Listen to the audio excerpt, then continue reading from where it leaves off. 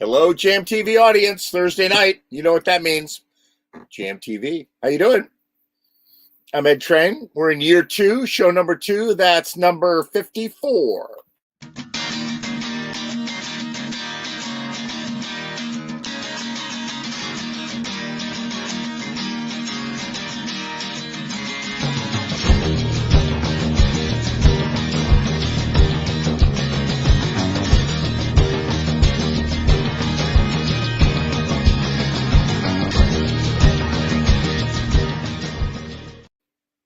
Hey, Jam TV audience. Good to see you. It's year number 2. I played on my first stage live the other day with the great Billy Foster and Dave Rao at his Corner Jam, and I'll be sharing how I felt about that during the show. And I never opened the show this way. We got Bill Nolan coming shortly, but I'm going to do this first. I can't say it better than Billy Foster. Here it is.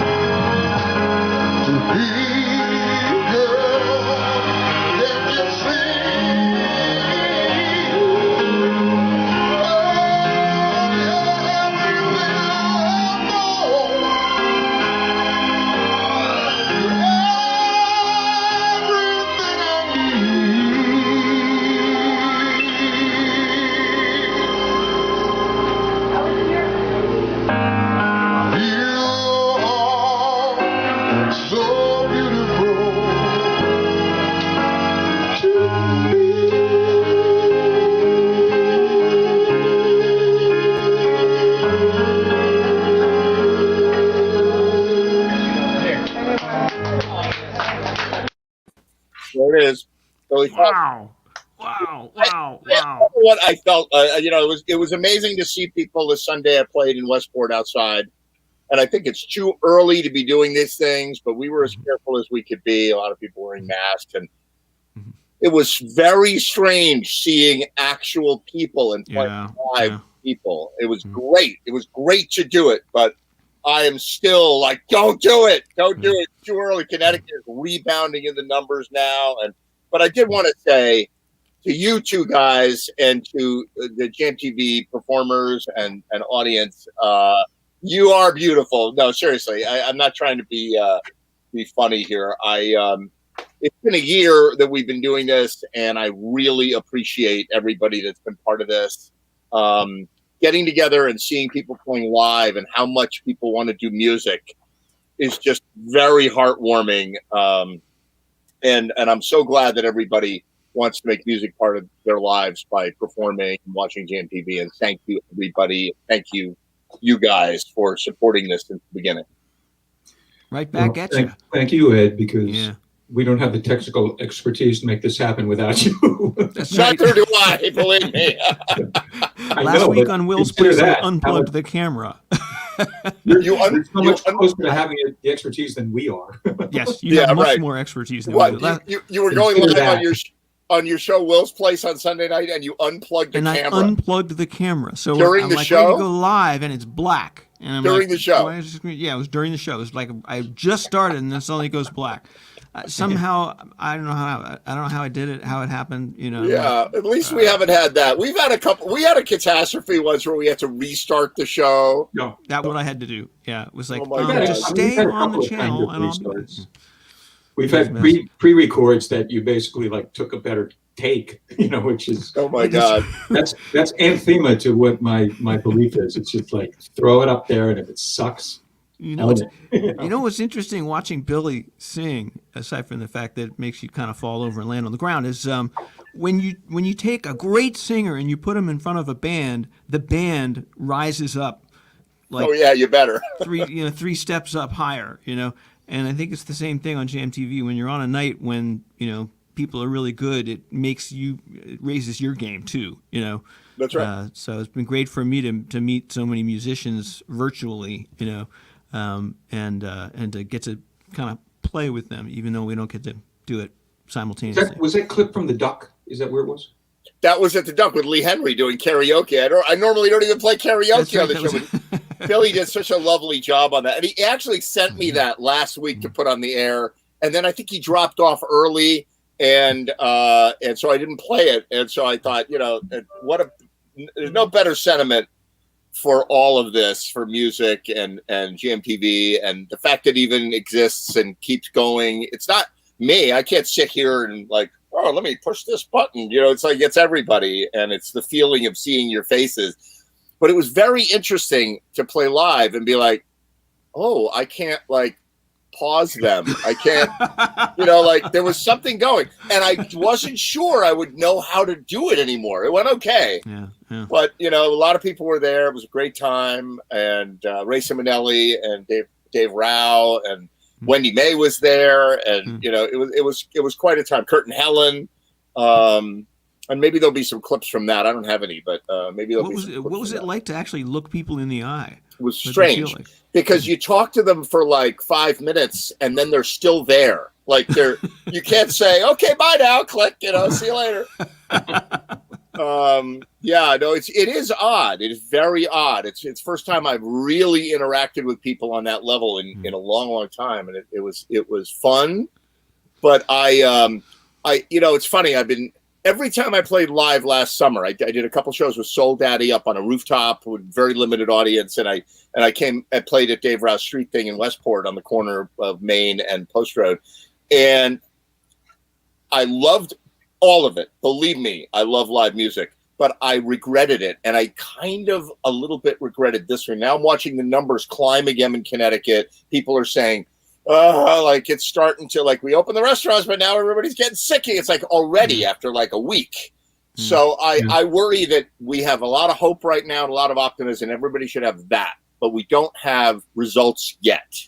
And we're getting there, maybe. I'm not trying to throw a bucket over it, but be careful, especially musicians, because we're addicts. We want to play. We want to get together with each other. We want to make our $50 or whatever. We're all about that. And you get $50? What? Exactly right. But it's been yanked away from us. It's been yanked away. And it's a year of that. And now we're going to start to see bands. Like I see Tangled Vine is playing, and I see Green Eyed Lady is playing. And duos, I got it, but there are bands going back inside. There are, these tents. And is that legal yet?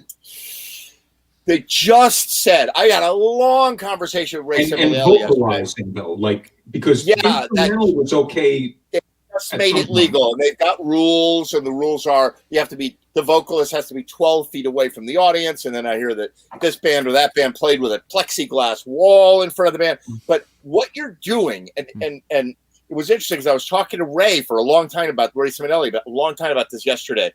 And Ray was saying, well, everybody has their own judgment about their risk level and their exposure. And I was like, yes, but that's not what this is about. This is about us as a nation defeating this pandemic. And if you stand behind plexiglass and entertain people who are eating and drinking and violating the rules a little bit here and a little bit there, people are going to get in trouble, and somebody you don't know is going to get sick. I'm still worried. And so I'm urging everybody, just think it through and be cautious. That's all I'm saying. Yeah. Come here. We're still going to do this for another 30, 30, go ahead, Ed. Spit on me from there. I could care less. Right, exactly. The cautious optimism is the code word. Cautious optimism. I actually, the strangest thing of this whole experience for me happened. It wasn't when I got it. It was like last week. I go to ShopRite in Norwalk. I love ShopRite. And ShopRite, I love the music that's there, and I'm a whistler, so I go in there and I'm whistling. And, right. and I always, when I'm in my car, I always put like my mask on my wrist, like a corsage, so I don't forget it, because I hate going to the front door. You forgot your mask. You go back, you get the freaking mask, you go back. So I'm in ShopRite. I'm whistling. I'm forgetting what the music, but it's awesome. I get to like the dairy department and realize I don't have my mask on. Ooh. And I got eyeballed by like only one person, and I thought it was because I was whistling. I thought that's what. But like I always think it's the accordion, but no, I don't have my mask on. I mean, like nobody said anything to me, which I was astounded at. And it obviously it wasn't intentional, but it was like I just spaced it. But I got through the whole all the vegetable department, like all the way, all the way to the back row, all the way to like the dairy, and with no mask on, whistling. Like whistling. It's like.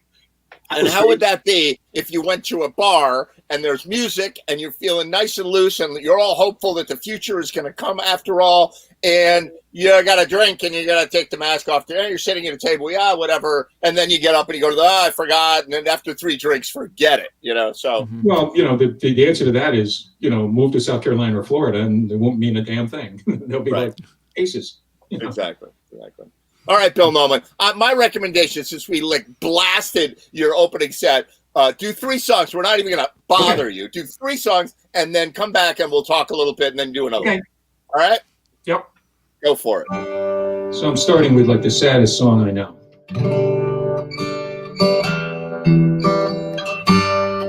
Hank Williams. I hear that lonesome whippoorwill. He sounds too blue to fly. The midnight train is winding low. I'm so lonesome I could cry.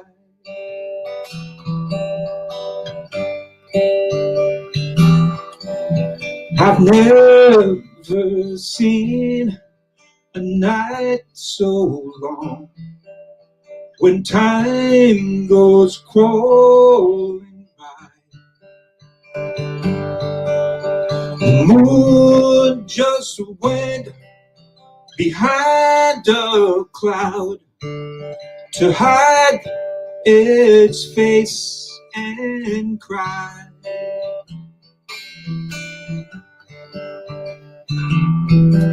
Did you ever see a robin weep when leaves begin to die?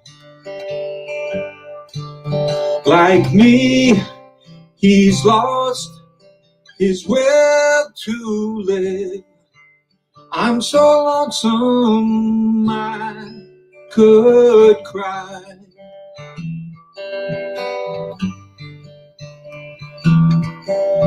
The silence of a falling star lights up a purple sky. As I wonder where you are, I'm so lonesome I could cry. I'm so lonesome I could cry.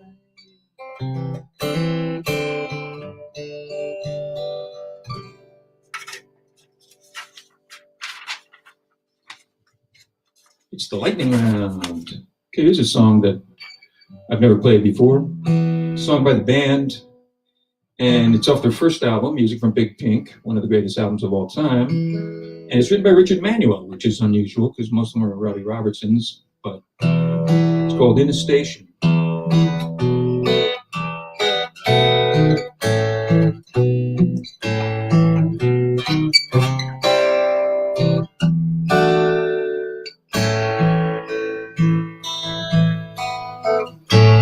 Once I walked through the halls of the station. Someone called your name. In the street, I heard children laughing, and they all sound same to me. Wonder, could you ever know me? Know the reason why I live? Is there nothing you could show me? Life seems so little to give. Once I climbed up the face of a mountain, ate the wild fruit there, fell asleep until the moonlight woke me, and I could taste your hair.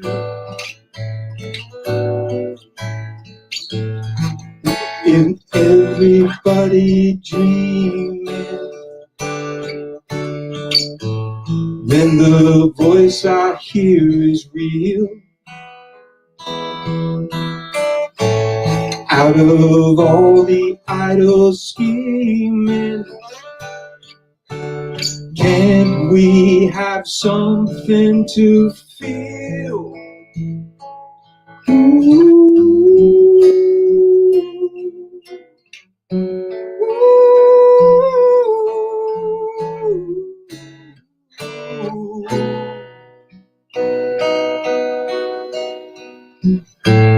Once upon a time leaves me empty. Tomorrow never comes. I could sing the sound of your laughter. Still I don't know your name. Must be some way to repay you. Out of all the good you gave, if a rumor should belay you, love seems so little to say.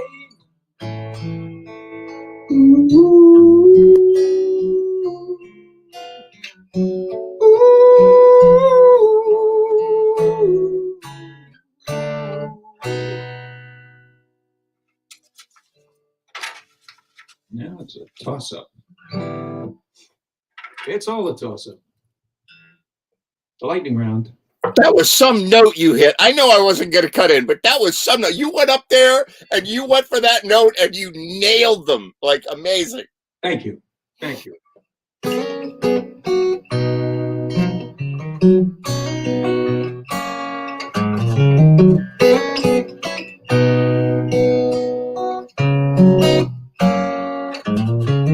Lonely by day, empty and cold, only to say, lo and behold, deep in the night, down in my dreams, glorious sight, this soul had seen. There's a well on the hill you just can't kill for Jesus. There's a well on the hill, let it be. Don't build no heathen temples where the Lord don't lay his hand. There's a well on the hill, let it be. Everybody's talking about the gospel story. Some shall sink and some shall rise. Everybody's talking about the train to glory. Long time till it gets here to you, baby. There's a well on the hill you just can't kill for Jesus. There's a well on the hill, let it be. Don't build no heathen temple where the Lord don't lay his hand. There's a well on the hill, let it be.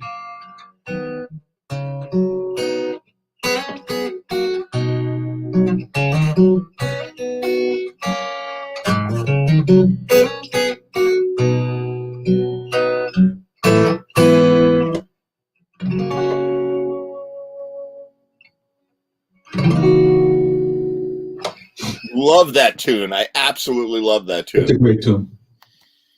It's a great tune. You know, James Taylor gets a, for people who don't really like him, and I don't know how you can't, but if you don't, you know, if you don't really like him, you have to understand he's not some mopey emo folk singer. This guy's got soul. You know, the combination of North Carolina and Martha's Vineyard is a fabulous thing because he kind of gets the vernacular of like the old New Englander kind of thing. Like his language is somewhat archaic, you know, but he's got soul. You know, we can do straight up soul tunes. You know, when you know used to Knock on Wood and it was really good. You know, and it's like, you know, he's one of America's best, I think. You know, absolutely, couldn't agree more. You know, and he turned me on to the major seventh chord. The problem is he applied it to Stephen Foster songs too, which was not good. But very cool. So do one more, and we'll be back, and we'll banter you out before Will Baird comes in. Okay. All right. Oh, okay. Oh, all right. One more. All right, twist my arm.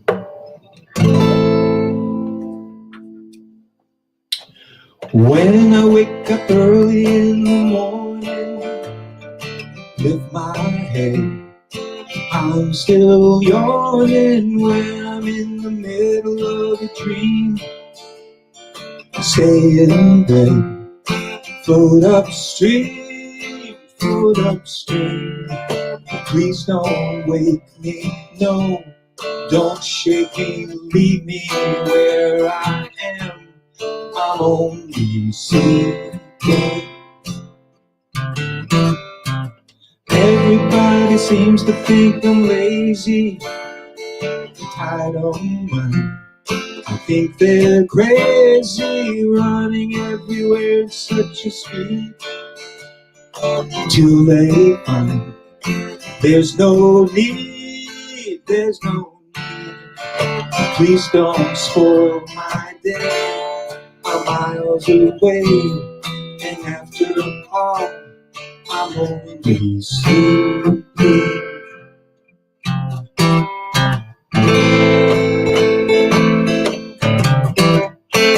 Keeping an eye on the world going by my window, taking my time, lying there and staring at the ceiling, waiting for the sleepy feeling.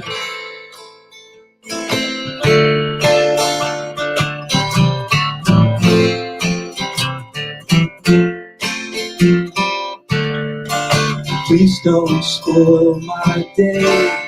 I'm miles away, and after all, I'm only sleeping.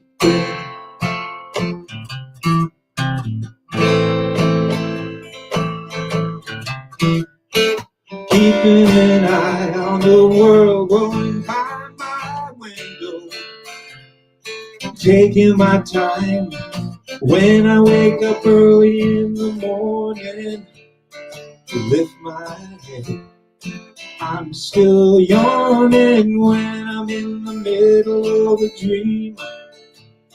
Stay in bed, float upstream, float upstream. Please don't wake me, no, don't shake me, leave me where I am. I'm only sleeping.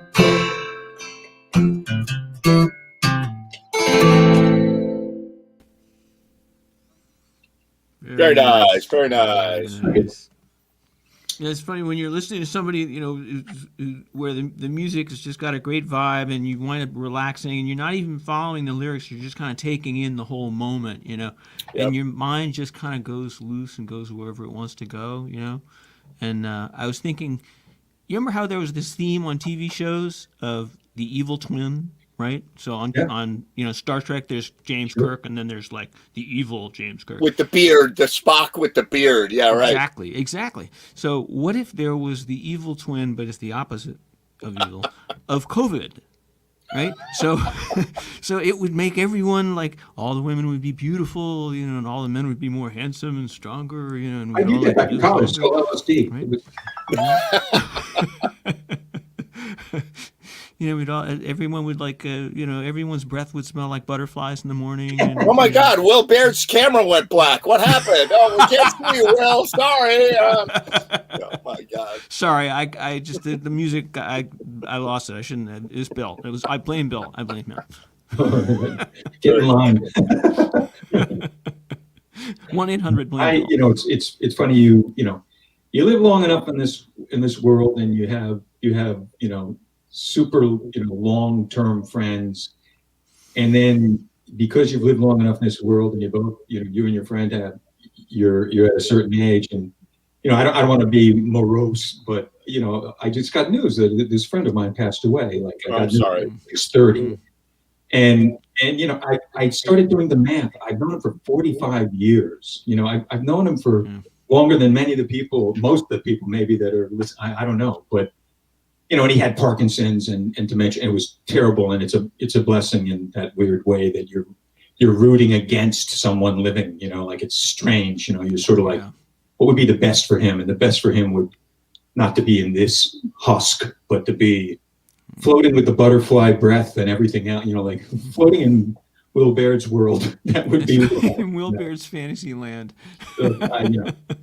Anyway, I apologize for even bringing that up, because No, I'm sorry about your friend. You know, Yeah, there's been a lot of death and destruction. I mean, you know, I lost Munster, my beloved God, cat, that was- couple weeks ago, and then you know, we had a variety of jammers pass away, Art Powers and Pat Padula. yeah. And it's like Oh yeah, Pat. I think part of it too is that in a non-pandemic year, you are so busy running around doing a billion things that it's like, oh, Billy, oh, this, Johnny, whatever. You know, now we're sitting in our houses and it amplifies bad news. You know, we're like, no more bad news. I don't want the phone to ring, or I don't want my instant messenger to ding and tell me that somebody You know, is sick. also too, you know, there's zero closure. You know, my sister passed away a year and 3 weeks ago. Right. A really good friend of mine, who's one of my wife's best friends, but I went to elementary school with her. She passed away in that same month of March. You know, now my other friend here, and in no cases were there any memorial services. And I will say that, you know, my friend was like stone cold Irish, and you know, he introduced me, came from Woodside, Queens, and introduced me to all of his, you know, Irish mafia. And you know, we used to do some, you know, I had the ultimate tour guide for the pub crawl through Woodside, Queens. And his daughter said to me, you know, she said, there's going to be no services, da da da da. But you know, I think everyone should just raise a glass to him tonight. And so, you know, here's my buddy Kevin Moriarty. But you know, that's the easiest thing for me to comply with in the world. Yeah, that's right. And frankly, she that rule. got him right on the head on that one. That's exactly what he would want. You know, very sad. He's a great guy, but you know, he's better off where he is. You better, yeah. Well, it's all going to start coming back. We'll be able to have funerals. We'll be able to have weddings. We'll be able to have jams in the We'll street. be able to have the funerals. Yeah. We'll be able to get the body bags off the front steps. They don't have any more of those. Oh my God. Yeah. Oh, All right, we brought it down. We You brought guys that are show really, down. I know, I was talking about happy, happy. I know. and you guys Dr. are- Thunderbird, and that's it. When I started with that Hank Williams song, that was a bad start because no, I Every mean, show has a different vibe, but the James Taylor one made up for it. So planned, and then that sidetracked me. that was an old tune, that James Taylor tune. There's a well on the Oh, it's a hill. great tune. It's gospel. It's like it's a super tune. Hey, Ray. Lisa. Hey, how you doing, man? What's going on? Hey, How you doing, Ray? I got to play with Ray Simonelli the other day. Oh yeah, that's right. Sunday. Yeah, it's a good time. It's Yep. true. How you doing, man? How's it going? Yeah, we're doing good. Good to see you, Ray. Good to be here. Bring the mood up. We're all like, oh, we're stuck in the misery of the pandemic and life sucks. Like I'm when I get off, I'm just gonna slit my wrist, and you won't have to do it next week. oh my God. You got any sad song? Play a slow, sad song, Will Bear. yeah, that's right. Yeah, oh, that's great. I got a lot of those. Yeah, all of mine are slow, sad songs. Oh my God. All right, what do you have for us, Will Bear? I got Free Falling, so All right. it's like Great. free into the air, or you can There you interpret it go. any way you want. Right, why don't you take it away? Do a song for it. All right, will do. Thanks, Bill Noman. That was great. Yeah, that was great. You're a wonderful act to follow, although all this terrifies me.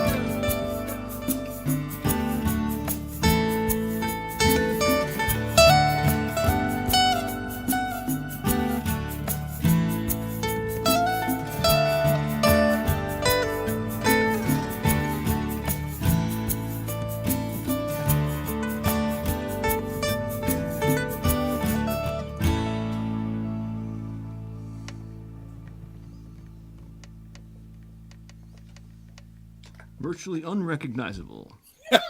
That was The great. evil twin of Tom Petty's tune. I get a lot of compliments. People write in or whatever. They write in. Yeah, they send me postcards.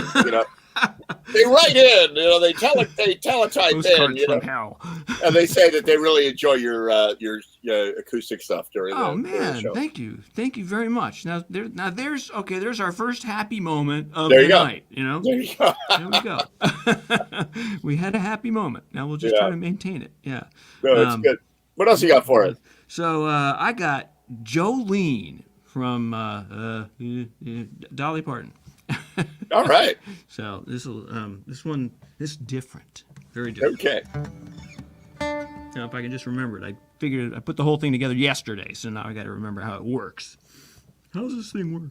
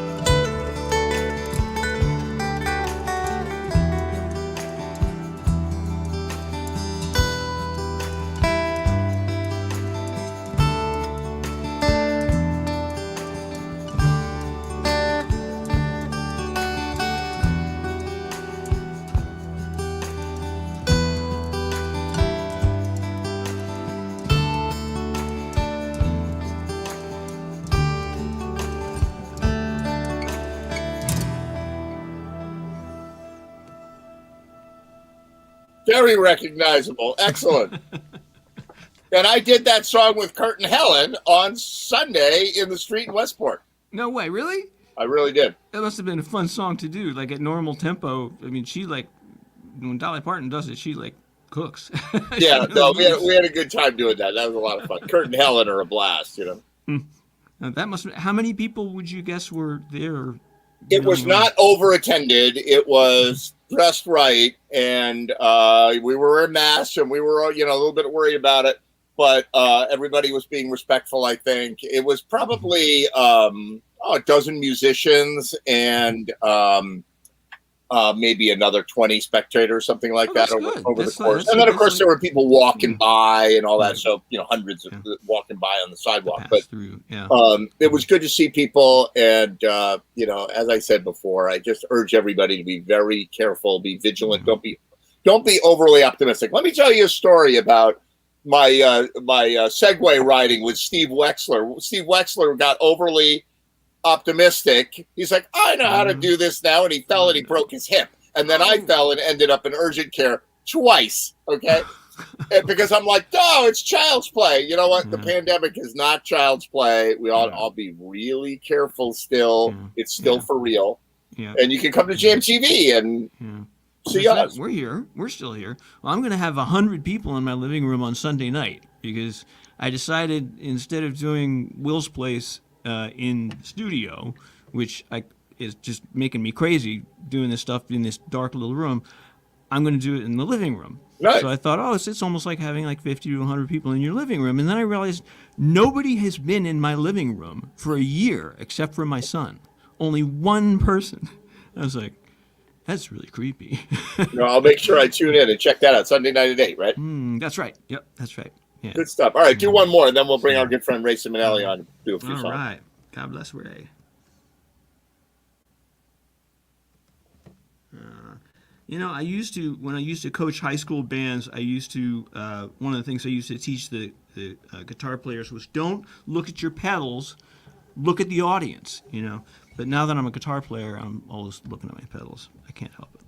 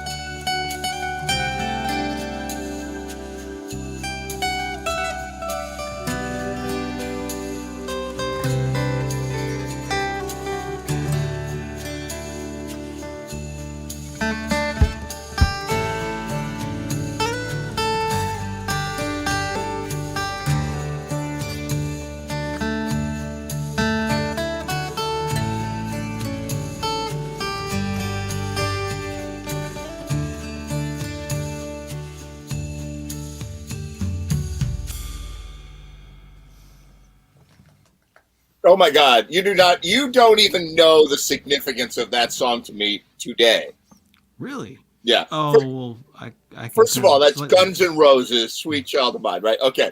So, do you ever you worked in production? I know this, but you ever do editing work or audio production work where you work on a piece of music for hours and hours and hours? Yes, you like sequester yourself like for 8 hours. Yeah. So yeah. I've been working on that song for probably 10 hours in the last 2 days for a school production, a collaborative video for a school production with lots of students playing with different backing tracks. It was a mess, but it came out great. What a nightmare. Yeah, I mean, just organizing the tracks, I would think would be really difficult. It's like you are 1-5A. All right, remember that. It was a lot of work getting it done. So Yeah, but I man. got it done, and it's great, and it's great. It's great to see. Listen, it's great on this show to see a collaborative video come together, and everybody put their blood and soul and hard work into it. It's also great to see the kids do it, and Yeah, and a what we great get out of experience that. for them at a time when they would ordinarily not be able to do it if it weren't for you doing it for them. I mean, I haven't seen a lot of other people doing that, so these kids are getting a chance to at least make some music together, even if they're not in the same room. Absolutely. So, All right, pretty cool. Will Baird, really good to see you. I'm going to go See you. get my friend Ray Simonelli to come on, and Hey, we'll Ray. be right back after this.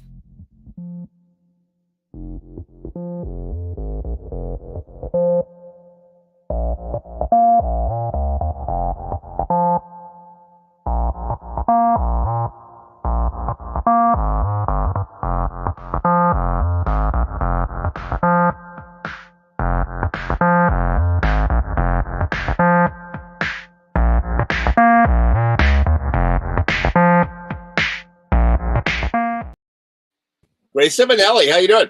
Pretty good, man. What's going on? I'm doing good. Doing good. Good to see you the other day playing on Dave Rowe's jam, and it was interesting and weird and awesome to play and see everybody's faces. Oh no, Ray, you froze. I'm gonna wait for Ray. Wait, I gotta start drinking.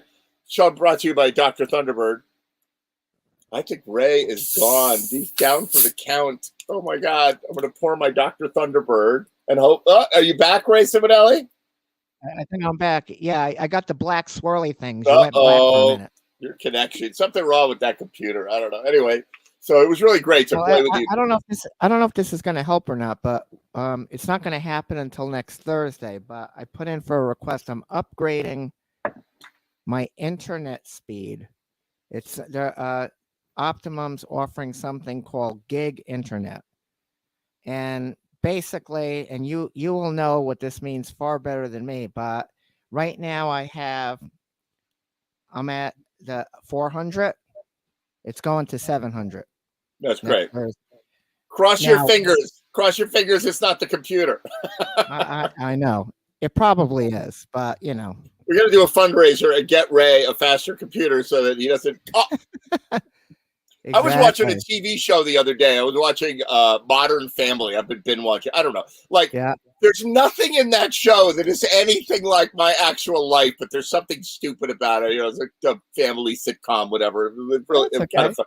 And I'd never seen it before. So now I'm like hooked on it and I'm binge watching. And they did this thing. And of course, this show was shot like 10 years ago. And they did this thing where they're supposed to be on Skype or whatever. And the daughter asks her a question she doesn't want to answer. The mother goes, and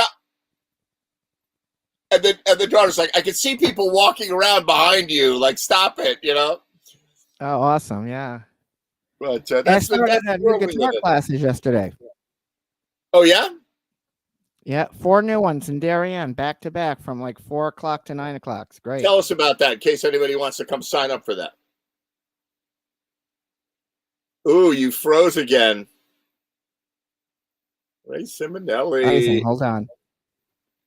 Are you Come still on. there? Yeah, I'm still here. Are you? Okay.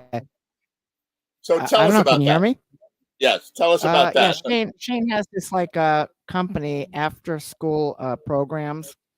And so what we've been doing the past couple of, let's call it semesters, we've been teaching four classes every Wednesday night. The first two are usually beginner classes for kids between ages of 4 and let's say 12. And then the next class is like a level 2 class for like teenagers, 13, 14, 15. And then the fourth one is like an adult class. It's either beginner or level 2, depending on, But yeah, we got some. I'm really psyched about this particular semester because all of the students, even the little kids, they seem to be like really into it. Whereas in the last class, the very first one last semester, I had 1 or 2 kids that I swear had ADD. They couldn't concentrate for long. They couldn't stay in their seat. I turn around and they're like hiding under a table. It was like crazy for a while. So this is a much better kids group for sure. I have that same effect on children. Absolutely. Oh my God. Where are you? What table are you under? I know, it's so crazy. So what are you going to do for us? Play us a song. Let's do some Beatles. Why not? Let's do some. I'm going to bring these guys on. I hope. Yeah. Hey, Chris Owen, I hope you have something to drink right there because Ray's connection's a little iffy tonight. It's a good opportunity. Yeah. No. What do you mean tonight? Always. Because we're gonna have when Ray's connection freezes, everybody take a drink, and that includes it at home. So. Well, yeah. Just so you know, if it does, like I get the black swirly thing, so I can see what's happened. So I've got my drink ready as well. So I can participate. So while it's frozen, he's drinking. Yeah. Exactly. Should we have him do a frozen daiquiri? That Exactly. would make Right. Is there a sense. song? Is there a song about frozen daiquiris, like Margaritaville? I don't know. I A want frozen to Probably, Simonelli? yeah. That would be a new drink. I want to create software that makes people freeze in an attractive way. There you go. Instead of freezing. That's actually not a bad idea. Yeah. They'd always like. A Zoom plug-in, funny. Yeah. All right, Ray, take it away. Okay. Hey, how's the levels? Are the levels okay? You sound great as usual. You sound great.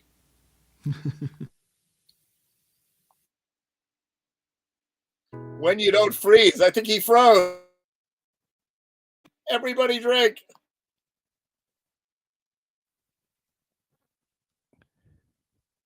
No drinking water, Wilbur. I don't know where. There he is. Yeah, All right, Ray, get it started. We're going to have some fun. I'm going to go get my rum. All right. Boy, he is really Oh frozen. man. Yeah. it'd be a long night. It's going to be a long night. We're gonna try. He may have That's to do right. a reboot. Yeah. There you But are. you All know right, what Ray, happened? get As soon as you added 2 people in, that's when it started happening on my end. The more people on the screen, the more it freezes. all right, For get some started. reason. Play some music, Ray Simonelli. All right, Kick here me we go. off.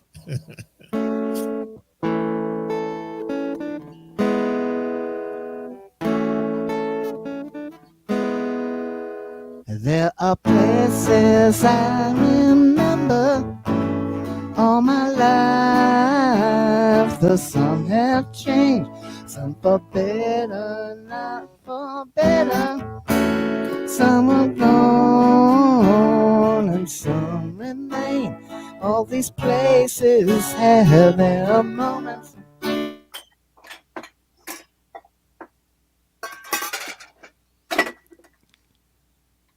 That's interesting. Oh my God, that was me clanking around trying to get the rum, and Ray didn't even make it. Ray, I don't think Oh, we're gonna yeah, get yeah, through your. something happened. We're not gonna get through your internet connection tonight, unfortunately. I would don't say think so? reboot. I'm gonna put Chris Owen on, and we're gonna reboot you. You need to reboot because your system Okay, is yeah, got a let me problem. try. Let me try that. Try rebooting, and I will bring my good friend Yeah. Chris Owen on to save the day. I'm always reinforcements back up. Exactly. Here, How you doing? I'm doing great, thanks. Very good. Sorry I missed the first show of the new year last week. Right. So happy New Year. Happy New Year. This is the second show of the second year. Right. Wow. Unbelievable. Can't I never believe it. thought it would go this long. I mean, So you then- threatened 88 shows, but I never thought you'd get to 88 shows. Yeah, it's only 30. It's only 30 something shows away. It's getting closer every week. Yeah. Closer Yeah. every week. Yep. And So- I'm beginning to think it's going to be like that. I think that we're going to have live music isn't going to come back with a bang. It's going to come back very slowly, I think. Right. It's going to come creeping in on little cat feet. You remember that Carl Sandburg poem. There you go. Absolutely. So I don't know if you caught it. Like I've been finally promoting that I'm getting another little kitty. My little baby Munster passed away. The guy used to sit on my shoulder during the show. Yeah, I know. And I was very pleased to see that another little orange fur ball. There he is. Great. There's the little orange fur ball. That's Blinker. Look at the head on that thing. Look at the head on that. He's got a big head. Very little. He is a little teeny tiny boy. He's only like this big. He's a little teeny tiny boy. God, he's adorable. Yeah. But he's a sweetie, and you'll be seeing him on JMTV starting in May. His union contract starts in May. Can't wait. They say, kittens and puppies, they usually grow into their tails and their feet, but he's going to have to grow into that head. I mean, Absolutely. I almost thought of calling him the Great Kazoo. Remember from the Flintstones, there was the Martian guy, the Great Kazoo, and he had a giant brain. And maybe that's this boy, because he really does have a giant head. His like forehead is twice the size of his head. It is great. As far as he can lift his head up, he's gonna have to have a strong spine to do that. But so I don't know if you caught this. By the way, I want to deliver this message to you, Chris. So we're still doing collaborative videos and all that, and you were asking me about we're going to do some Jethro Tull. Let's not say what we're going to do yet, but I finally heard back from the birthday boy, Joe Mayo.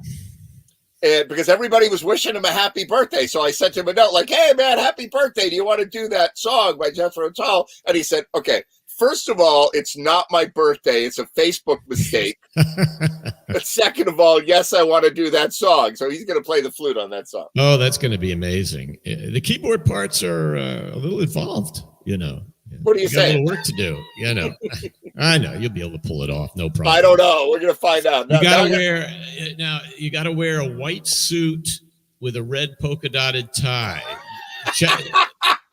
Check out John Evan, who was the keyboard player for Tull in those days. That's what he wore. He was hysterical. Everybody can donate at JamTV right there so that I can buy a white suit with a polka dot tie. Well, just dye it. You put in a lot of bleach, but the red polka dotted tie is very important.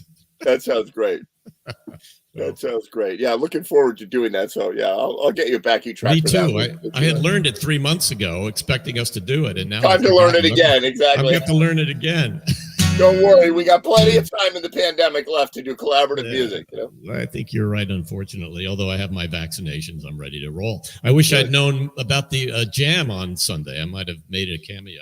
They may do that every week. I'm not sure, but they may do that every week. So I got to get back on the radar. That'd be good. Because I got more time now. I'm mostly retired now, so more time to hang out. It's good. That's great. Congratulations. Yeah. All right, play us a song.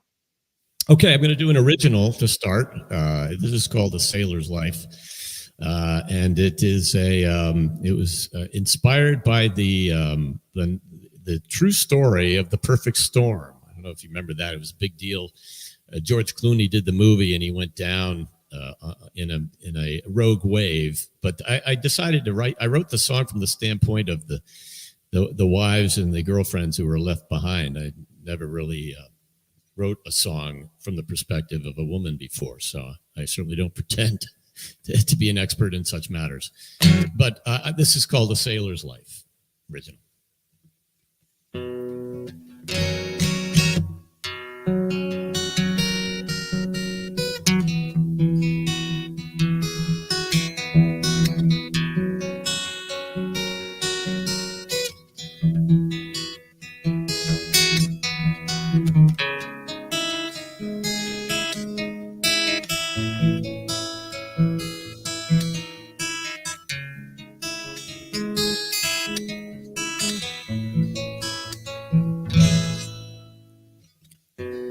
Standing by the open door, tide rolls in on rocky shore, working boats returning home. Another day and then they'll go. Now my thoughts return to you. For so long I thought I knew. Our love was one that I could hold through times hot and through times cold.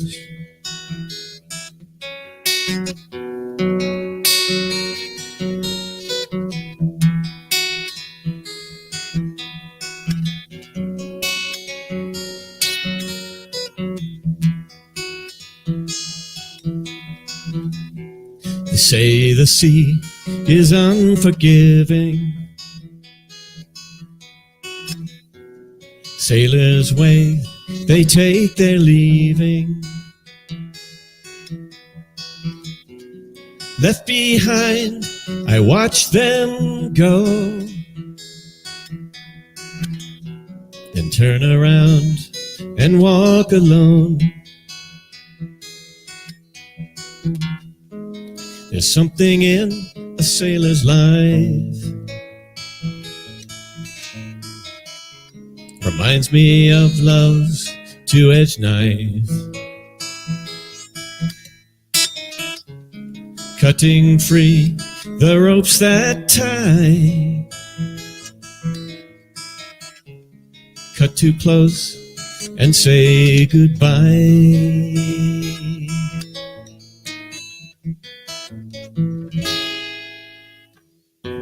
And I know why I can't sleep anymore. And I know why I can't dream anymore.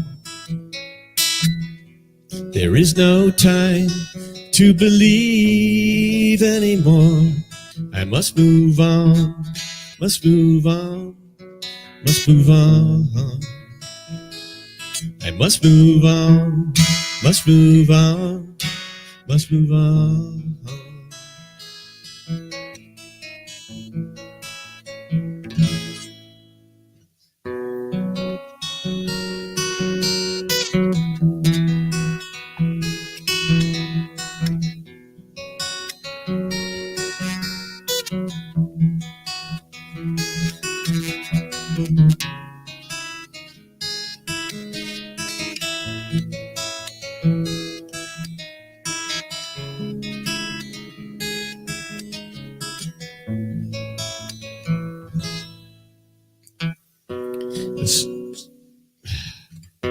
The sun dips low beneath the trees.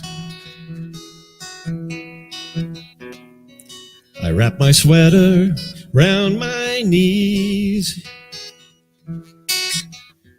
The wind blows cold here, the sea turns gray. How I wish your love would stay. There was a time when I believed, a time before our love deceived, when I dared think of future things, of rivers free and eagles' wings.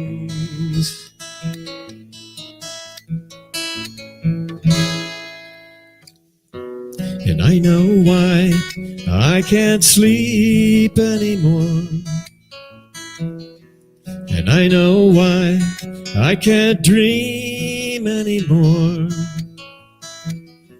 There is no time to believe anymore. I must move on, must move on, must move on. I must move on, must move on, must move on.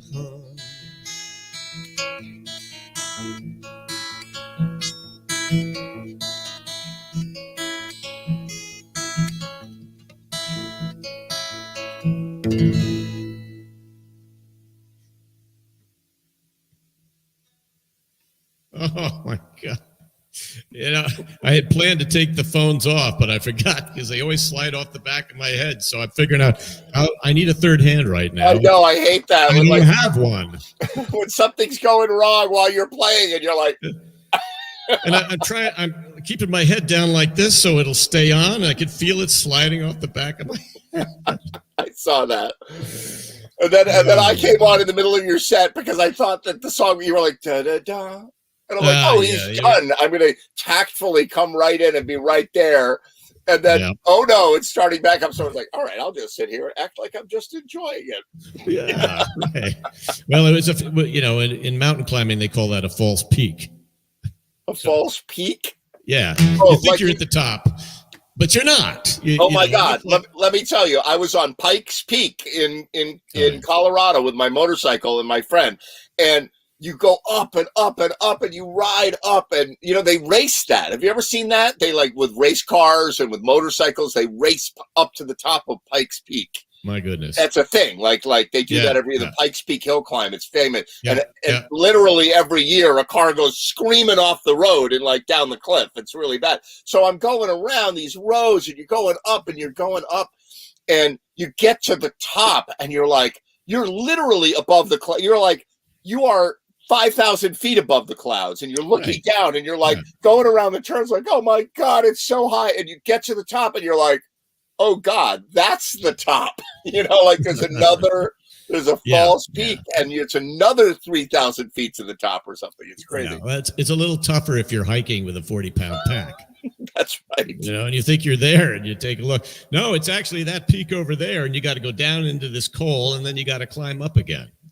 Right. Oh, yeah. That's discouraging. But let me tell you this. It took me 2 hours to go up Pikes Peak, right? Like we took our time. We maybe stopped a couple times, but we took us about maybe 90 minutes or something to go up to the top of Pikes Peak, right? The hill climb, they do it in 9 minutes. That's pretty good. They go like 150 in the straightaways, and then they scream to a halt, and then they go around the bend, and then back up. Well, Mount Washington in New Hampshire, which is the tallest peak in the East, I think it's like 6,000 feet. They have a running race up it and a bicycle race up it. And the difference in the times are like half a minute between the fastest time on the bike and the fastest running time. Wow. That's how steep it is. So the bicyclists don't have a huge advantage going up Mount Washington, Yeah, I made a mistake. It was August and I was sweltering and I'm like, you know what? If I go to the top of Mount Washington, I will be cooled off. It'll be great. I got to the top. It was snowing.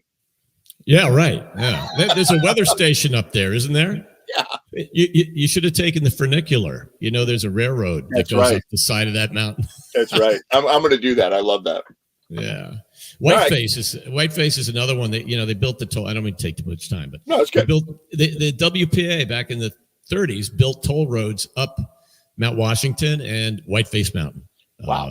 That's how they put some people to work, infrastructure, and they built the road and put it up there. And I've actually climbed Whiteface 4 different ways. I've hiked it. I've driven up it.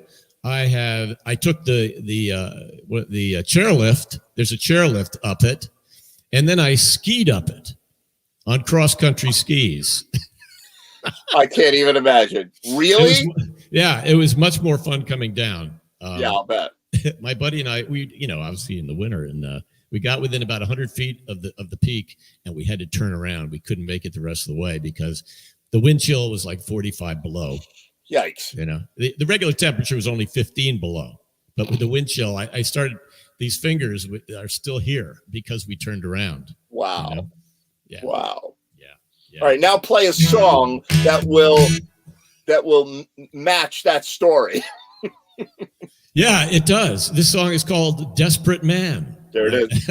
And it's a Doogie McClain. These are open C tunes, by the way. Awesome. Don't forget to take your headphones off. I'm going to take my headphones off. It's called Desperate Man.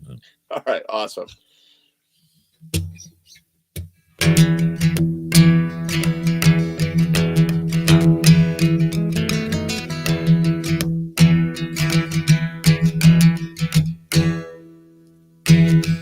Cold in the alley, It's cold upon the stair, and he's got to keep on running, but he knows he'll never get there. Long night is cruel, he can never go home, and he's out on the streets, and he's feeling so alone. Oh Lord, he is a desperate man. They've used him and abused him and fooled him again. Oh Lord, he is a desperate man. Oh Lord, he's a desperate man. 3 kids between 1 and 5, and another on the way. And his poor little lovely, she's looking older every day. Thinks of all the chances he lost along the way, and opportunities have vanished like a needle in the hay. Oh Lord, he is a desperate man. They've used him, abused him, and fooled him again. Oh Lord, he is a desperate man. Oh Lord, he's a desperate man.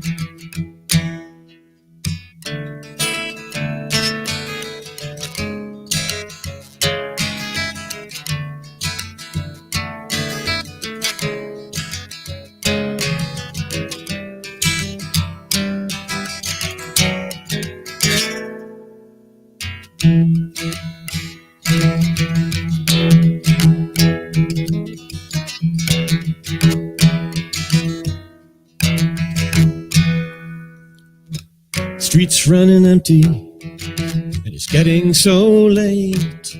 Her man stands in the shadows, and how long can he wait?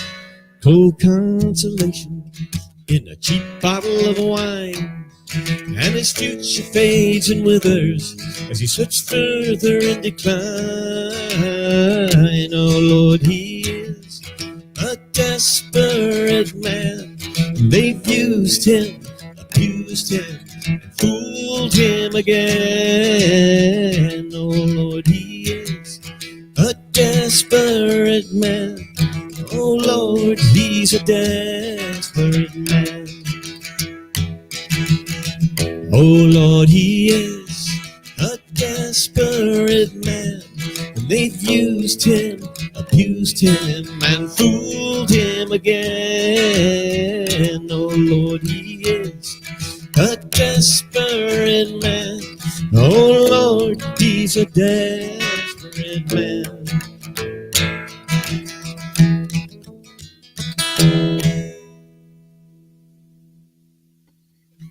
There you go. That topped it. Well, I guess that was the right song for the moment, and my headphones didn't fall off. Very encouraging. You know, it's funny because you don't know what you know if you know what the experience is like for the musician to be on this thing. And I know what it's like. Oh my God! All of a sudden, you know, you're looking at yourself playing, but you're in a room by yourself. It's kind of weird. It's weird. Yes, it is weird. I don't know if any other musicians would talk about it, but you know, it's like it is. All of a sudden you're looking at yourself, and I'm looking at where my fingers are on the neck, and I'm going, I don't know if that's the right place. Yeah, exactly. It's a mirror image. You know. Imagine being in prison in solitary confinement for a year, and then somebody says you can play your guitar for the wall, and you're like, okay, I'll do that. That's what it feels like. Yeah, it is unusual. It's taken a while to get used to it, but it's still freaky sometimes. Yeah, you got to throw like a sheet over the computer, like just know that it's on, like, you know, put a card over the screen or something. You know? Yeah, I mean, you know, I don't like looking at myself no matter what. It's just one of those things. I have to look at myself, and I'm thinking that's what everybody else is seeing out there. There's idiot with his headphones are sliding off his head. Catch those damn things. What if I should have just let them fall off? You should have let them fall off. You should have just gone like this and let them fall off. Shake this off my head, and then because I don't want them on anyway.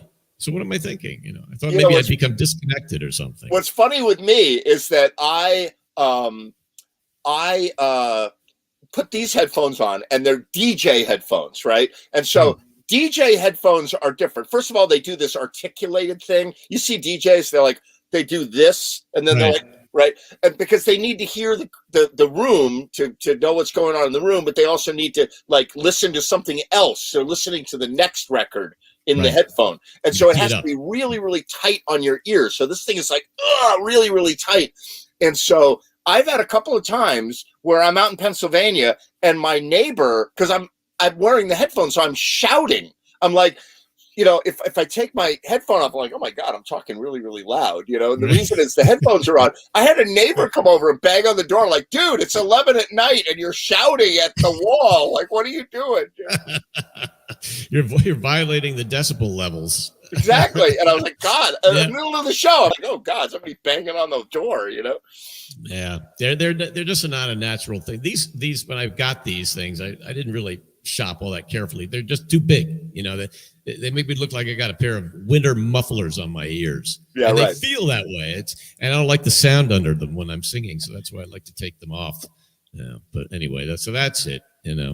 So let me ask you, I know you're planning on doing 2 songs, but I would really love to hear some Jethro Tull. Can you do is there a shorty Jethro Tull song that you could do real quick? Well, I'm tuned to C. I mean, forget it. There's nothing you can do. I can't switch. I don't want to hold up things. Next week you'll do a Jethro Tull suit. He doesn't write any songs in C. He does write one in Dadgad or 2, which I've done, but not in C, unfortunately. That's right. I will play a shorty for you next time. All right, awesome. To make up for that lengthy headphone coming off original tune that I tried to pull off.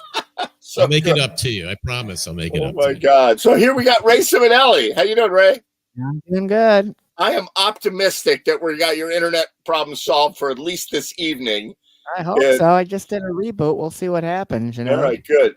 It's Nick Carter, but he's got something in front of his camera or something weird going on. What's going on with your camera? You'll figure that out. It's one of these Logitech things. So I might have to step away and come back. This is crazy.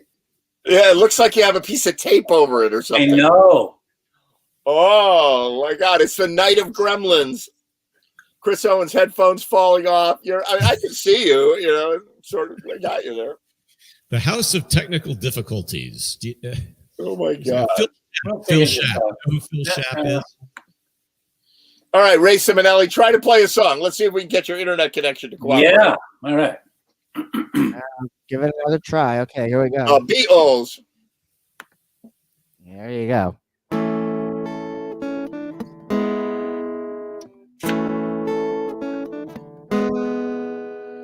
There are places I remember all my life. But some have changed, some for better, not for better. Some are gone and some remain. All these places. Here we go. Cheers, everybody, while Ray Simonelli is frozen. Some are living in my life. I love them all. But of all these friends and lovers, there is no one. All these memories lose their meaning when I think of love is something new. No, I'll never lose affection for people and things that went before. I know I often stop and think about them. In my life, I love them all.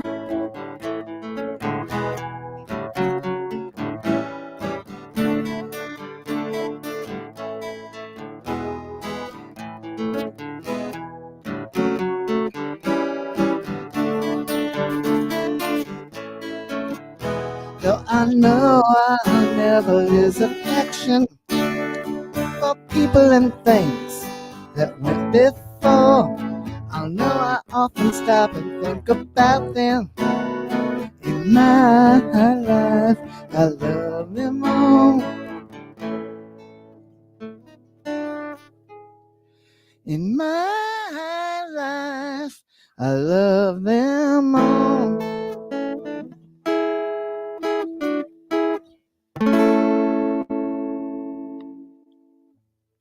Yeah, Did it work? that's what I'm talking about.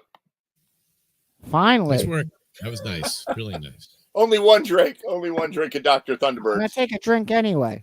Ed, what are you drinking tonight? Dr. Thunderbird. No, this is Walmart's 62-cent knockoff of Dr. Pepper, but which I lovingly call Dr. Thunderbird. Oh, because Because- when I was growing up as a teenager, there's some drunks that used to hang around the apartment complex, and they used to drink Thunderbird whiskey. Whiskey And or all wine? the kids used to have the saying, because we'd find the empty bottles, and back then they used to say, "What's the word Thunderbird? What's the price? 40 twice," because it was 80 cents a bottle back then. 80 cents a bottle. Oh my god. Oh my god. What else you got for us? More Beatles? Yeah, more fun, more lively Beatles though. All right, great.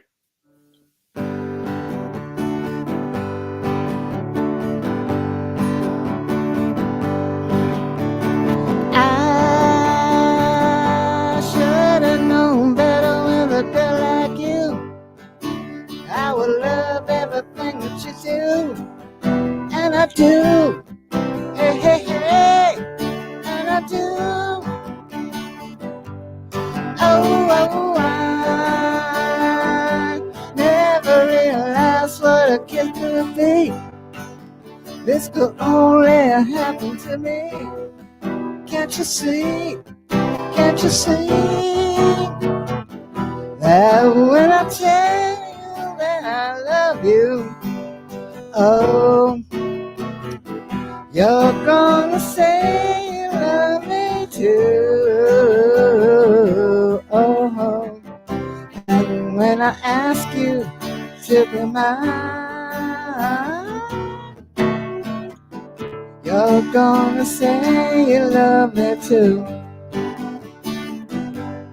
Oh, I never realized a lot of things before. This is love, you gotta give me more. Give me more. Hey, hey, hey, give me more.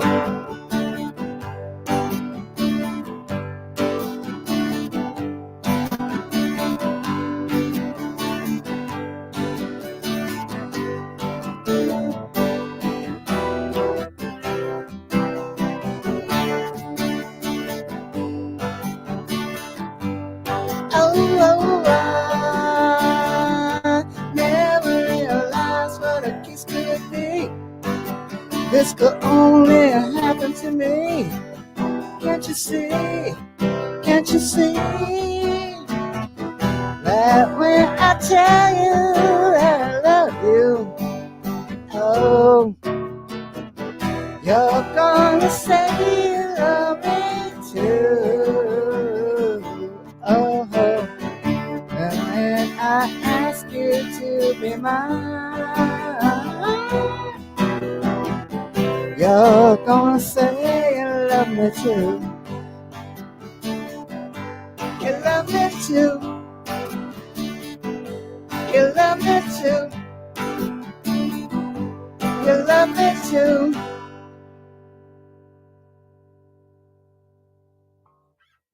Yeah, Ray Ciminelli. Awesome. Yeah, a couple of those chords were in the wrong places. I haven't played that in a long time. You know? Even the Beatles can't play that stuff. Yeah. Oh, look at that. He froze. He froze when the song ended. Oh no! Amazing. But Cheers. he made it through that song, you know. And look at that. That's a class freeze. You froze right when the song ended. Oh my God. Yeah, Ray Ciminelli. I hope Yeah. Nice work, Ray. your fancy gigabit internet will help you next week. I don't know. I had to upgrade my internet. I had to upgrade my computers. Finally, now after a year, we're starting to like slowly figure out how all this works, you know. Yeah, your guess is as good as mine, Ed. Yeah, all I know is I can see what's above Nick's head now. Like his your camera was definitely acting weird tonight. Yeah, it was. Yeah. It finally took a minute to figure the thing out, but yes, it's woke up. It woke up. There you go. Yeah, good. That's great. Thanks, Ray Simonelli. That was super. Thanks, Ed. Fantastic. Nice So, job, Ray. Good to hear you. Nick Carter, what's Good- what's Good new to for see you? Good to hear you guys too, man. Well, I've got some. Ray's doing that wonderful. I should have known better, and so I've got an original that I've been working on. I kind of tried to wrap some of it up today, so it's not quite done yet. It's called Handrail in the Dark. But I also thought I remember hearing a McCartney live concert some time ago, and Things We Said Today. I don't know if you remember that song. Oh, I do. Yeah. Wow. I haven't heard that in a long time. Yeah. And the version I heard, was McCartney with a band, post Wings as well, and I'm going to turn this up. Can you hear this thing? Yeah. All you guys in your fancy schmancy Focusrite interfaces, Yeah, that's what I got here. Yeah. Chris has got one too, I think. Yeah, Chris? So anyway, and I heard this version of, I just heard Paul McCartney and his band just rolling through this thing, Things We Said Today.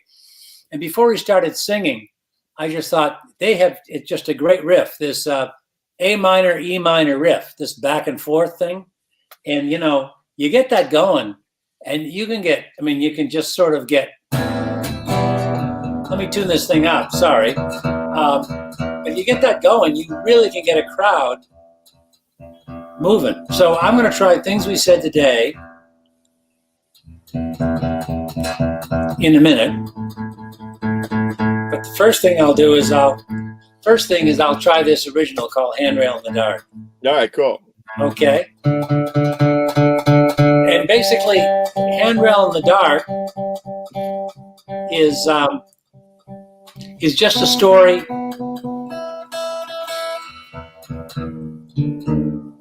about helping people pick up the pieces, Yeah, well, we all need to start picking up the pieces now.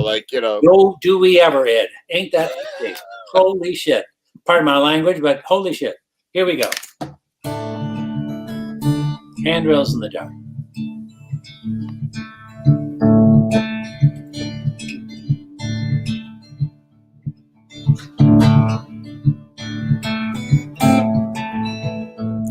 Just tell me you're okay. I think I know what's happened here. A thief tried to rob your soul, so you guard the gold in there. It's under lock and key, but trust in me. I'll make it safe, so have some faith.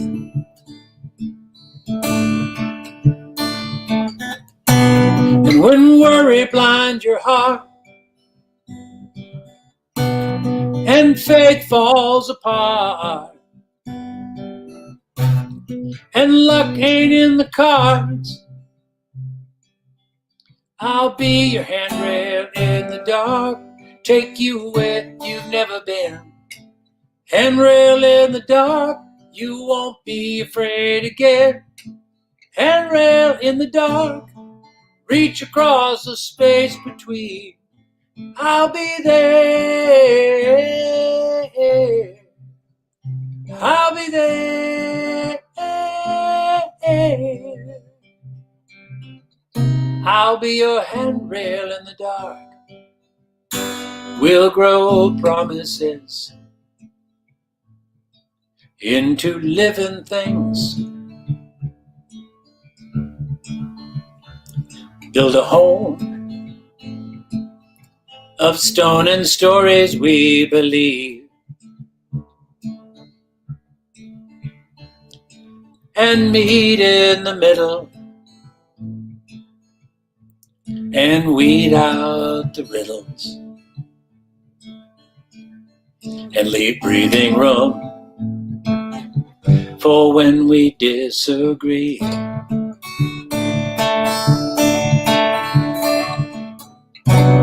When worry blinds your heart and faith falls apart, and luck ain't in the cards, I'll be your handrail in the dark and take you where you've never been. Handrail in the dark, you won't be afraid again. Handrail in the dark, reach across the space between. I'll be there. I'll be there. I'll be your handrail in the dark. Look for true intentions, you will find them here. They'll take you where you've never been. Handrail in the dark, you won't be afraid again. Handrail in the dark, reach across the space between. I'll be there, I'll be there, I'll be there. Come and meet me here. I'll be there. I'll be your handrail in the dark. I'll be your handrail in the dark. I will be there, your handrail in the dark. Ooh.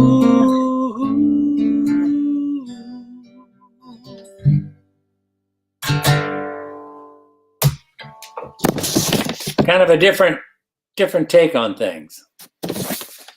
Very nice. Helping someone sort of feel better. Hey, Susan Carson. Nice Oh, to Sue see you. Carson is here. Can you Hey, believe Sue, that? how you Nice doing? to see you. It's been so long.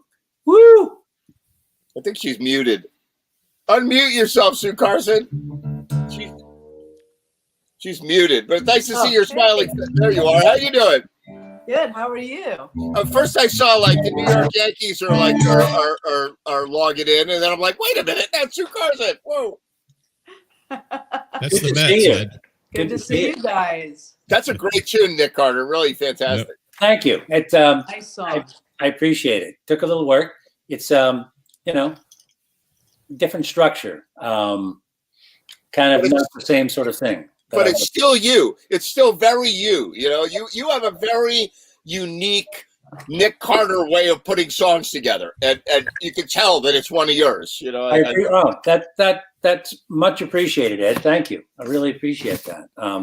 So since Susan is here, yeah. and I know Chris has heard this and Ray's heard this, so I'm going to switch tracks if you don't mind. I'd like to share something I wrote recently as well that I know Susan hasn't heard, but I'd just love to run it out and see what you think. Okay, this is a part of a project, and let's see what I got here. Okay, this is called. I played it last week, Ed. It's called Fountain Pen.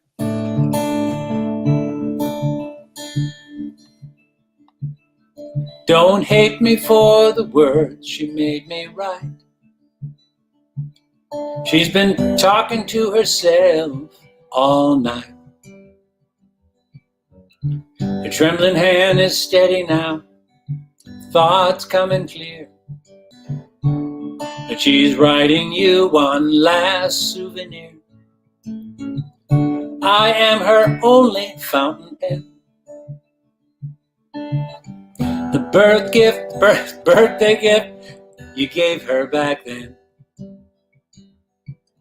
I can't count the time she picked me up and put me down, but she's writing rain tonight, the way my ink is pouring out. She says you are out of time. You know what? Wouldn't you know it?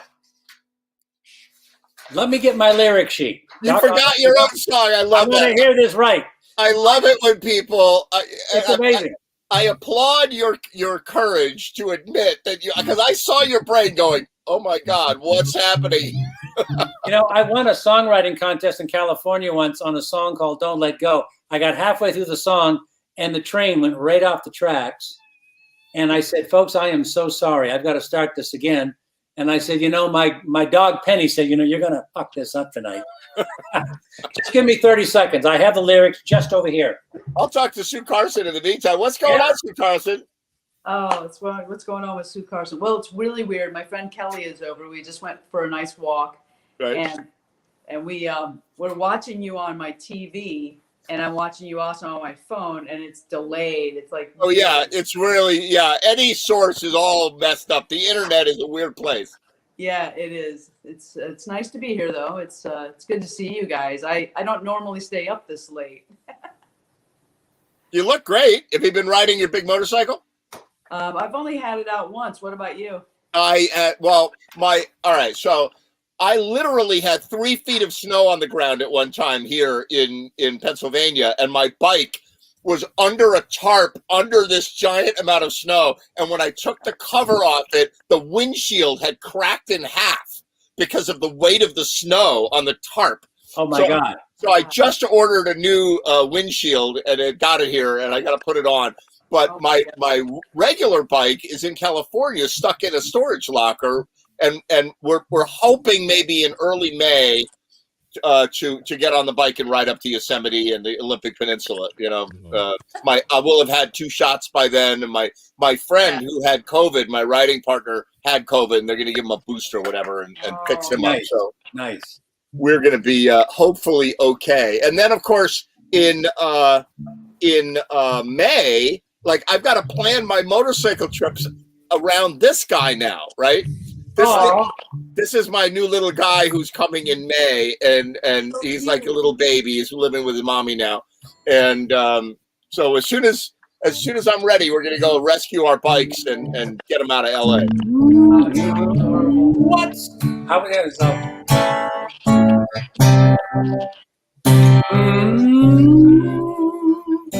What's happening down there? What's new, pussycat? Oh, whoa, whoa. What's new, pussycat? Oh, whoa, whoa, whoa. All right, here we go. All right, go for it, Nick Carter. 1965, Tom Jones, right? What's new, pussycat? That's going to date me. That tells you how old I am. Here we go. Thank you, Ed. I appreciate the second shot here. Awesome. Okay, here we go. Please don't hate me for the words she made me write. She's been talking to herself all night. Her trembling hand is steady now, thoughts coming clear. But she's leaving you one last souvenir. I am her only fountain pen, the birthday gift you gave her back then. I can't count the time she picked me up and put me down, but she's riding rain tonight, the way my ink is pouring out. The word sheets, her words say you are out of time. They lay across the page like a field of mines. No way out between the lines.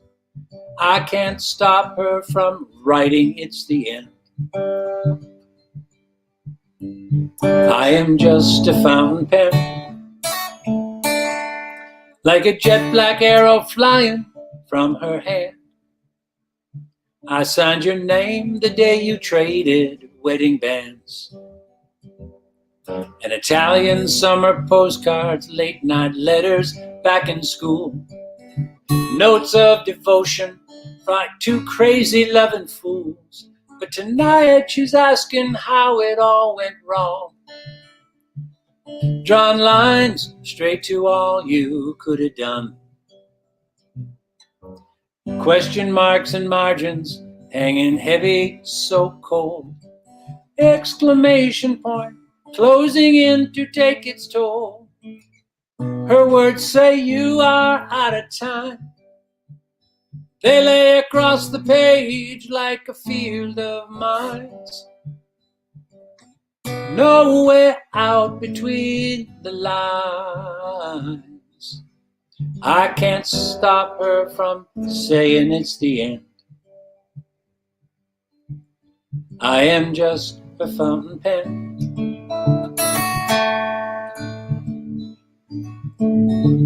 Now you see her pain is out of hiding. She can't fake it anymore. So the ink from my lips draws you a goodbye kiss, and she packs me in her suitcase, pins the letter to the door. Whoa, whoa, whoa, whoa. Oh, oh, oh. Her words say you are out of time. They lay across the page like a field of mines. No way out between the lines. I can't stop her from saying it's the end. I am just a fountain pen. I can't stop before it's over the end. I am just a fountain pen.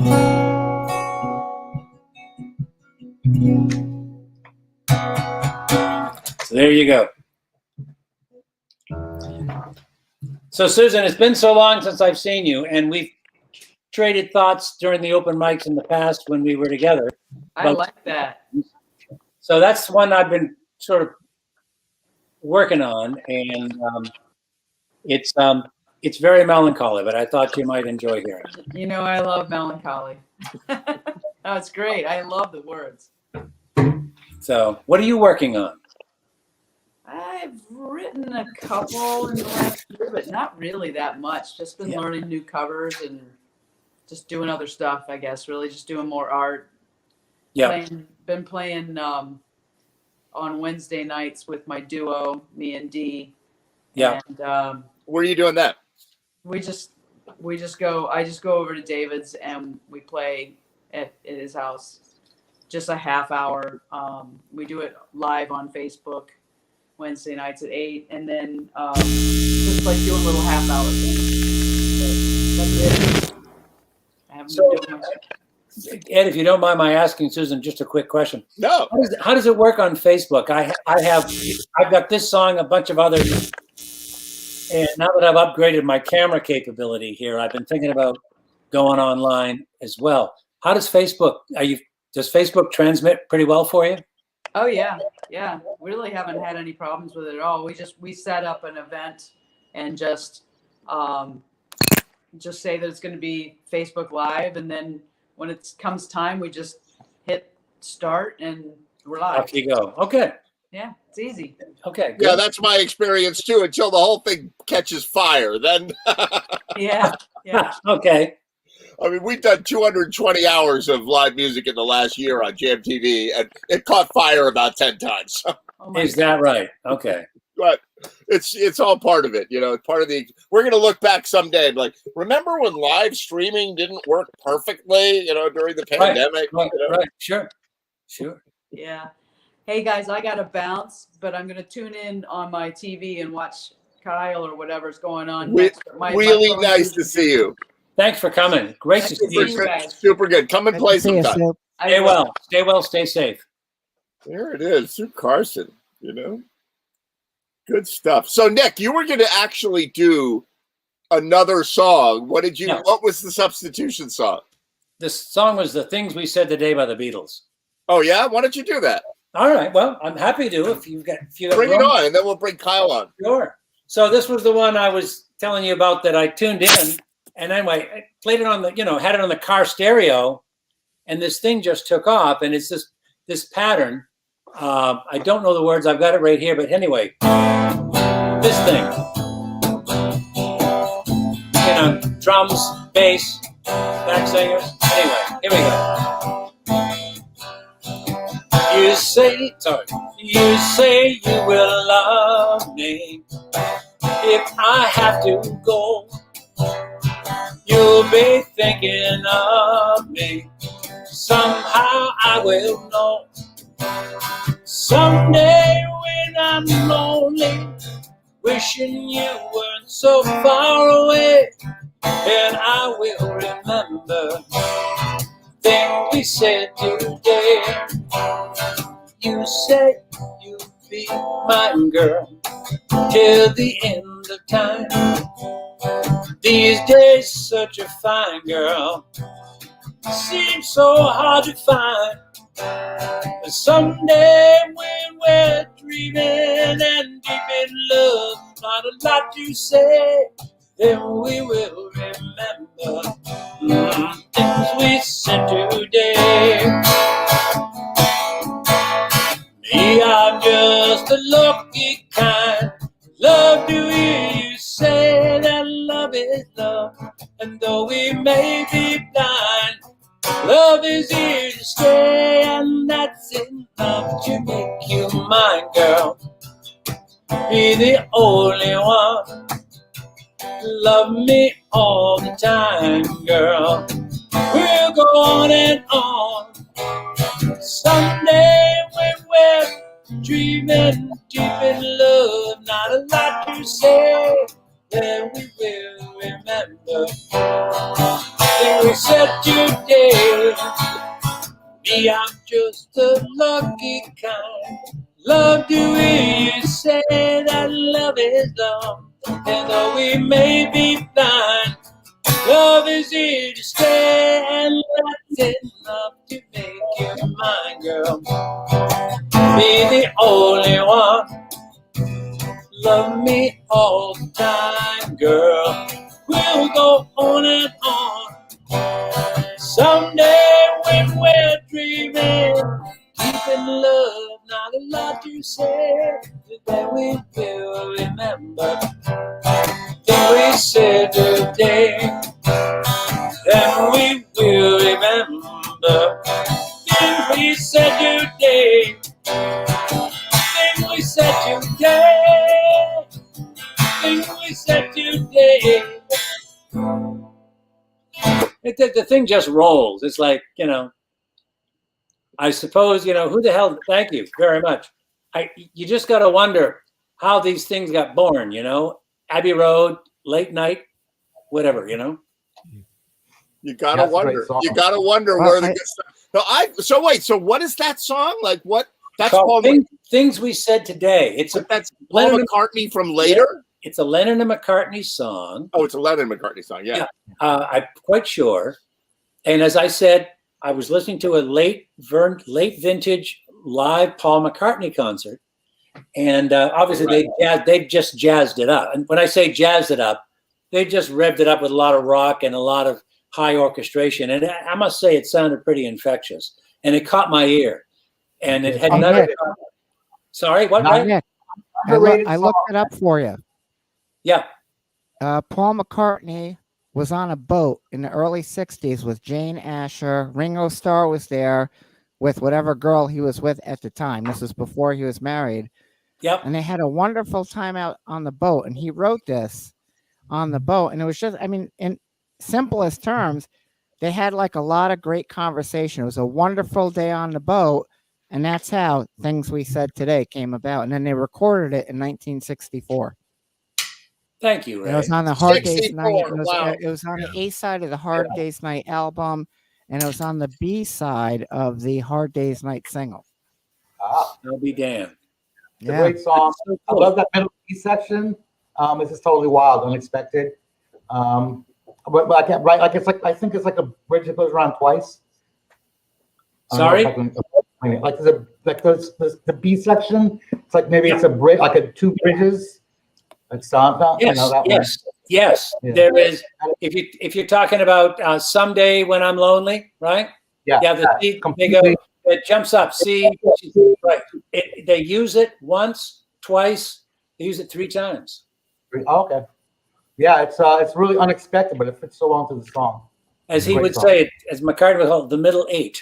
3 times. Exactly. That's a triple middle A. Yep. Right, That's exactly. 24. Exactly. That's a 24. Exactly, John. Do you go by Jonathan or John? I don't care. I tend to put Jonathan because there's a lot of Johns in the world, so I don't get confused. That's cool. I just want to make sure. Yep. So I'm. I had a 4th grade teacher who used to call, my first name is George. Wow. And named after a very fine grandfather and all that good stuff. But I never liked the name. But I had a 4th grade teacher and a 8th grade English teacher. They wouldn't do anything but call me George. My point is that I used to say to them, would you call me Nick, please? So over time, this thing comes back to me. Make sure you get the names right of the people you meet. So, Jonathan, you're on. I appreciate it. Thank you very much. Cool. Thank you. So Thank you, Ed. speaking of getting names right, you're very welcome, Nick Carter. With no further ado, Randy Stone. There he is. All right, Randy Stone. How are you doing, boys? Did you get a haircut, There Randy he Stone? is. Did. Yeah. This is my second COVID haircut. What? Yeah. I got one. Shit, it was like 6 months ago. And today, well, finally my wife is like, you look like you're homeless. Yeah.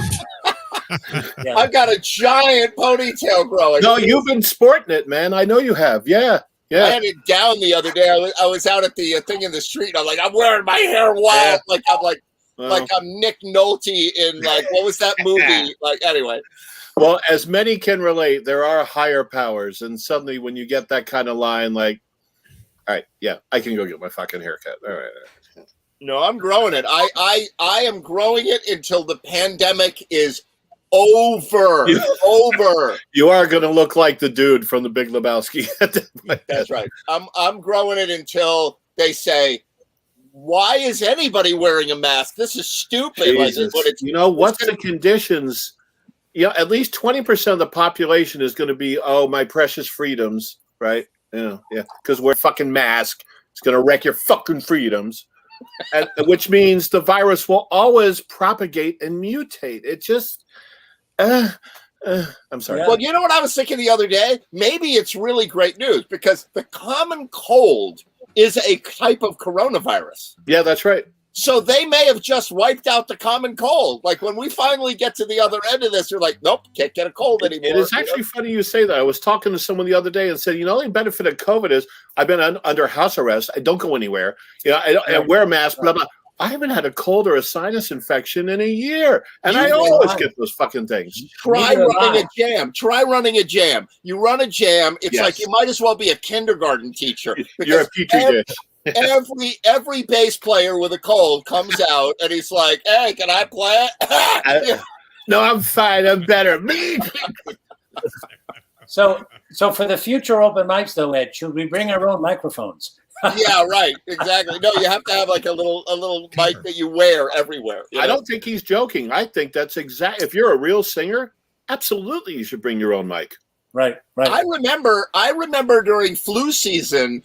So I'm the jam leader that's like, there's no friggin' way that I'm going to use Nick Carter's $600 microphone or Chris Owens' $110 microphone, or no way. I get the 3-pack for $20, they're $8. Yep. And I just went out and bought $100 worth of $6 microphones. And that's a great move. During flu season, I would just swap out mics. And basically, they sound fine. They sound like an SM58, but they don't last as long. That's the issue. Although I did an open mic about 3 months ago outside, and the guy who ran it simply had one mic and he just put new covers on it. Those little windscreens and of different colors. A green one, a blue one, a red, and then he just tossed it. I got pissed off because he gave me a yellow one and I wanted a red one. He was so one day at the Black Duck, somebody must have taken one of my microphones or something happened. It ended up in the parking lot, and the doorman, I was Don, I think it was, came in and he went, "Is this yours?" And somebody had run it over. Right? And so it wasn't just the mic stand fell over and has a little dent in it. It was flat. It was like the screen part was completely flat. Oh, there you go. And I used that mic for another 6 months. I like put it up on a stand, and that was the mic, Just out of spite, goddamn Right. it. Yeah. You remember those old Big Gave Pen those mics commercials? to the horn Those- players. What did they do to the Big Pen? I don't Big remember Pen, which they Oh, I actually know. sh- Yeah. They Oh, I shot it. remember. Yes, The Chris, commercial tell was they us. shot it with a Right. bullet or something, and it still kept writing after that. Oh, and then the they 19 put it- cent pen. And then they attached it. Who was it? Pegged to Peggy Fleming's skate, and she skated with it. Hey, this will date me. I I remember. don't know this. how I fucking remembered that, but You know why? Because Olympic skaters are sick of their pens breaking, so they're trying to like make that market. Like, listen, Especially you can while put it on your skating, yeah. skate. It's fine, you know. it was a very Chris, lucrative I- market. You can Chris, see I the big remember brand those that ads. Pick is today. I remember those ads, Chris, at the Big Pen, and the marksman champion Doc Bart would Yeah. throw the pen into his rifle and then boom, blast the thing through whatever wall of wood or something. And Yeah. then they take the big, if I remember right, the pen is stuck in the wood, Yes, right. and they right. take the big slab and they roll it over the paper, and it, they spell some inane word to prove that the dynamite ball It pen. was- I it was think the word was Bic, actually. Yeah, okay. Yeah. Oh my God. BIC, right? BIC. Yeah. Yeah. French. Yeah. Now, what's a pen? What's a pen? Like, if I'm on the phone and somebody's like, I'm like, hold on, let me get something to write it down. I'm like, I have no paper and no pens anywhere. Like that, I don't even own any. I don't think. Actually, their U.S. headquarters is in Milford. Bic? Yeah. Wow.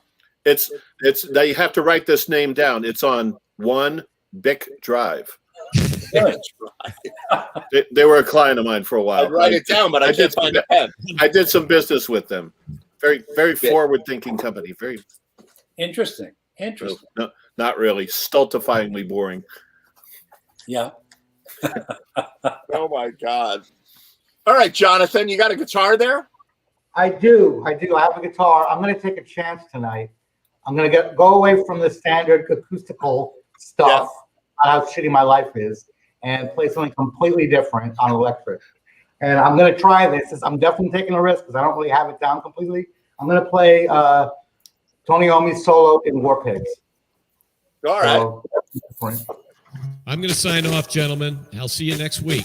Chris, oh, great to see you, man. All right? Nice Take it job, easy, Chris. everybody. Stay well. Take care. Stay well. I got my Stratocaster. Oh, yeah. Can you hear it? Is it good? I'm going to start up like a couple of bars before for a reference.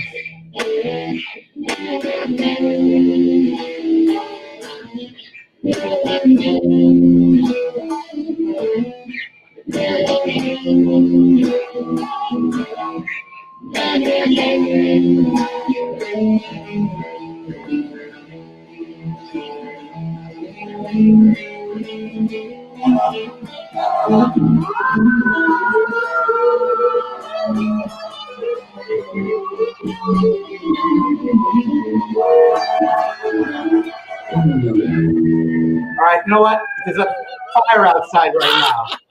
I can't even hear myself. Man, one of these That made days- my day. That made my day. I was like, this guy's got sound effects and everything. No, I couldn't hear myself. I'm gonna try it one more time. It's short. All right, start it again. Start it again. Una más. I'm talking good.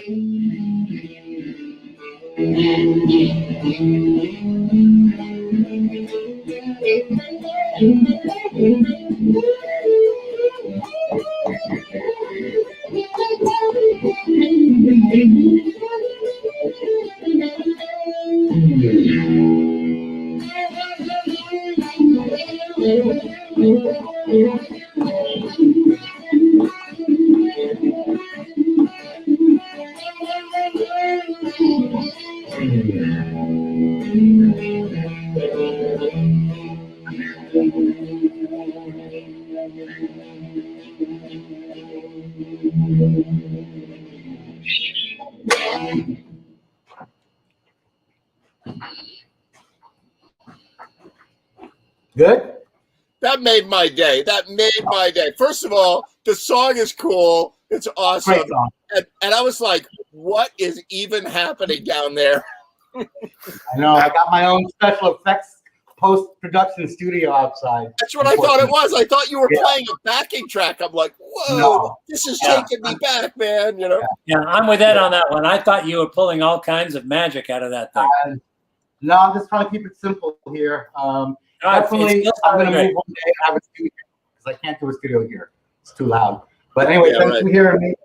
So that was something very different. So my buddy actually really is kind of like has some foot issues and he can barely walk right now, but he's okay. So hey, Mike, how you doing? Good, man. So he's going to be kind of out of it for maybe another week. He's starting to get better now. It's been about 2 weeks in sciatica, so that's why he's having a hard time. Hey, Mike, did you hear my solo? I just caught the tail end of it. Was that a Hendrix tune? What was that? So Apples, it's War Pigs. Oh, War Pig. Oh man, yeah.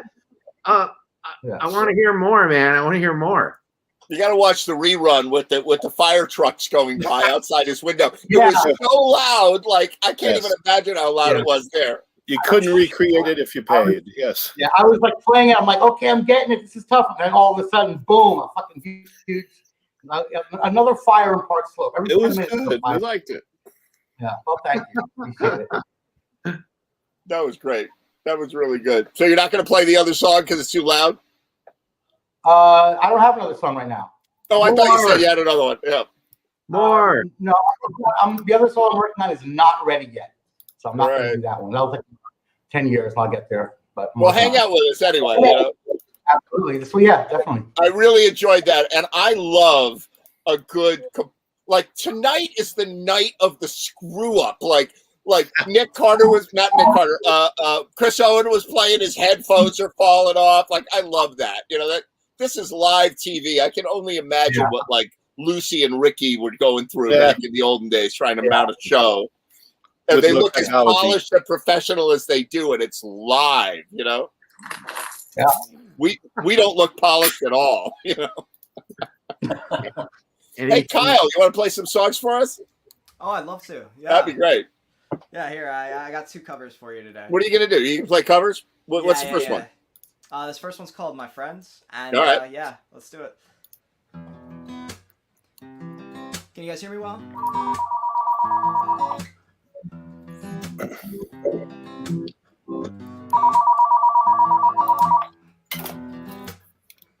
Hello.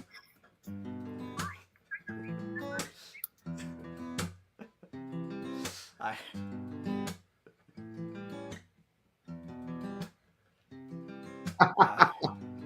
I'll get to it.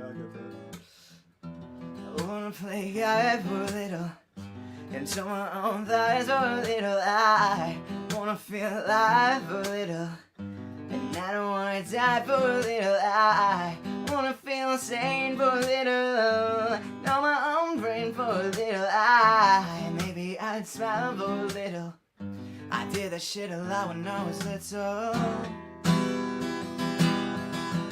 All of the demons and my friends and my friends, I don't feel be there till the end, till the end. Last chance forever, I'll write them letters and lend them my sweaters. We'll die together, yeah. All of the demons are my friends, are my friends. Let's take those headphones off real quick. Oh no. I was trying. Alright, let's get back to it real quick. Oh shit. Alright. Yeah, they are my friends.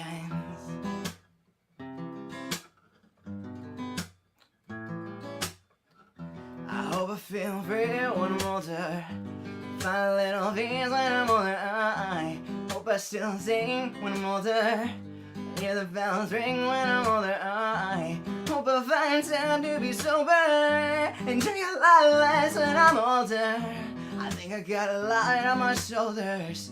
I hope I find some me when I get older.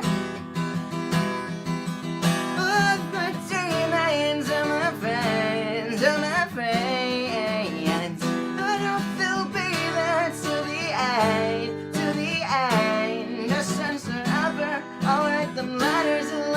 sliders will die together, yeah. All of my demons are my friends, are my friends. Hey, hey, hey, hey,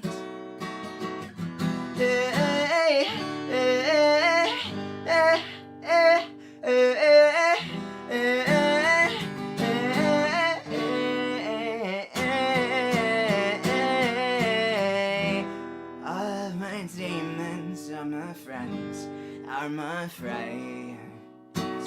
I know they'll be there till the end, till the end. Best friends forever, I'll write the letters and let them my sliders will die together, yeah. All of my demons are my friends, are my friends. Yeah, they are my friends. Yeah, they are my friends. Nice. It really is the night of mix-ups, huh? I love that. I love that. You know, it's pretty insane. I gotta admit, I was impressed with how it got caught on the back of my hat. A really sad day. Really sad when that happens. Whoa. yeah. And Randy, I think your car warranty is expired. Like they're gonna call you again in about 2 Yeah, minutes. that's what they're calling about for sure. Wait, I don't hear him. Hold on. What now? Wait, you're muted. It's the night of gremlins. Oh my God! Unmute your mic, Randy. Unmute your microphone. Yeah, you muted. I think you muted him earlier. Randy got a haircut. Yes, he got a haircut. Yes. I thought, Ed, you said you did it. Like, no, Spider, I thought you said you were set with your drink. All right. So, can you believe these motherfuckers are calling at 9:45 at night? What was it? Was it your car warranty? No, it wasn't my car warranty. It wasn't boner pills. Was it the police? It was. I have a free stay at a Marriott. I got a call. I got a call today too. Well, let's link up, man. Let's go party. Now, the ones that I mess with, if I may take 30 seconds, are these dick wipes who call up saying your social security number's been hacked, or we charged $1,000 to your Amazon account, and if you want to talk to us, we can review it a little. Those people, I think I figured out what hurts them the most. You only have like a 10-second window. So I say, your mother and your father raised a criminal. You bring shame to your family name. Everyone's embarrassed by you. And by the time I finish that, they've hung up. Oh no! I like that. Have you ever seen the videos? There's a guy on YouTube or whatever, and he comes on and he's like, he keeps him on the phone for like a half an hour. I know this guy. Yeah. I definitely. Yeah, I know this dude. It's amazing. Yes. That's what he does that's really evil, but on our side, really good evil, is when they link up computers, all right, and they've hosted each other's machines, he's so fast, he goes in and deletes their files and then puts in a sys key, which means he's put a password on the whole machine, and now they're fucked. Their files are gone. And he's like, try opening up your machine. See what happens. Where'd your files go? Like, He shut down the whole country of Pakistan in 1 minute. You know. Yeah, Lahore, just those are the funniest videos because he drives them insane. Like they don't want to stay on the phone, and Mike, you're right. They go on forever. It's like too long. You know, he gets them on for like half an hour. There was one where he's telling the guy, okay, I'm in my car, I'm driving to the Walmart, I have the card, now what do I do? And then the guy's like telling him, okay, go into the store and tell them you want to, put $5,000 onto the card. Yeah. And he's like going through the whole thing. He spends like 45 minutes with this guy. Yeah, no, my favorite one is the guy says, go to Target and buy gift cards, right? Like buy $2,000 worth of gift cards. Right? Exactly. So the guy says, all right, I'm at Target right now, and I bought that, but they only had $1,000 worth of gift baskets. And the guy goes, gift baskets? And he goes, no, it's gift cards. He goes, no, I have gift baskets. They have like lotions and candy and food. And he's like, no, not gift baskets. He's like, what am I going to do with all these gift baskets? Oh, that's brilliant. It's brilliant. There's one you need to find. It's a girl. She looks to be in her late 20s. Very pretty girl. And her name is IRL Rosie. And Okay. she's a voice actor or actress. And she can imitate automatic voice machines. So she can be like, welcome to eBay.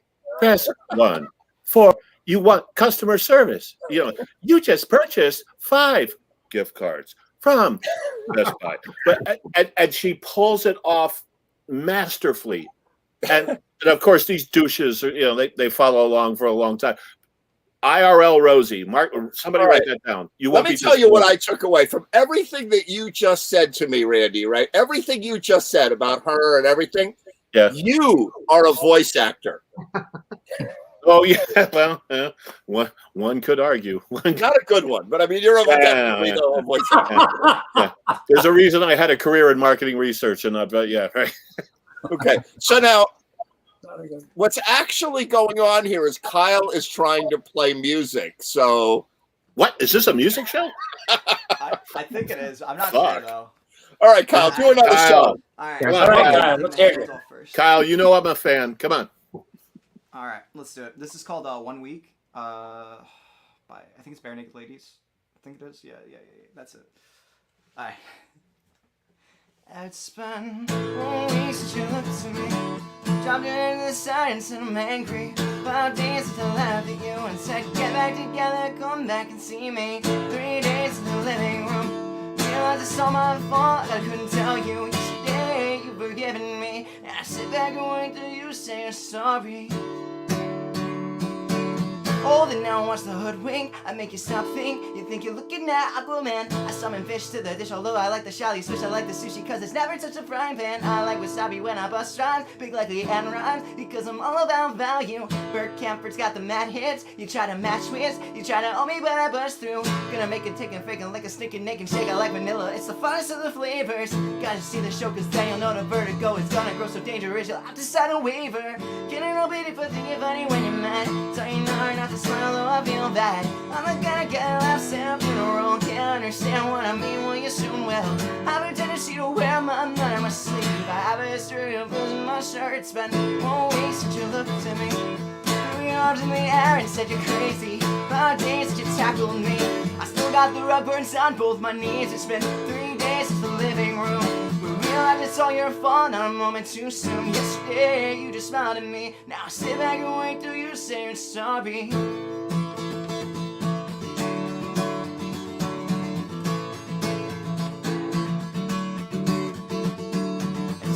China, the Chinese chicken. You have a drumstick and your brain stops sticking. Watching X-Files with no lights on, the only edge on. I only slowly imagine this one like Harrison Ford. I'm getting frantic, like Steven Tetchick, like Tinker's guaranteed to satisfy. Like Kurosawa, I make bad films. Okay, I don't make films, but if I did, they'd have a samurai.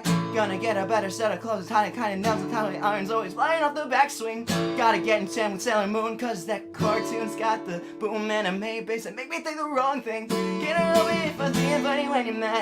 So you know not to smile though I feel bad. I'm not gonna get laughs at a funeral. Can't understand what I mean, we soon will.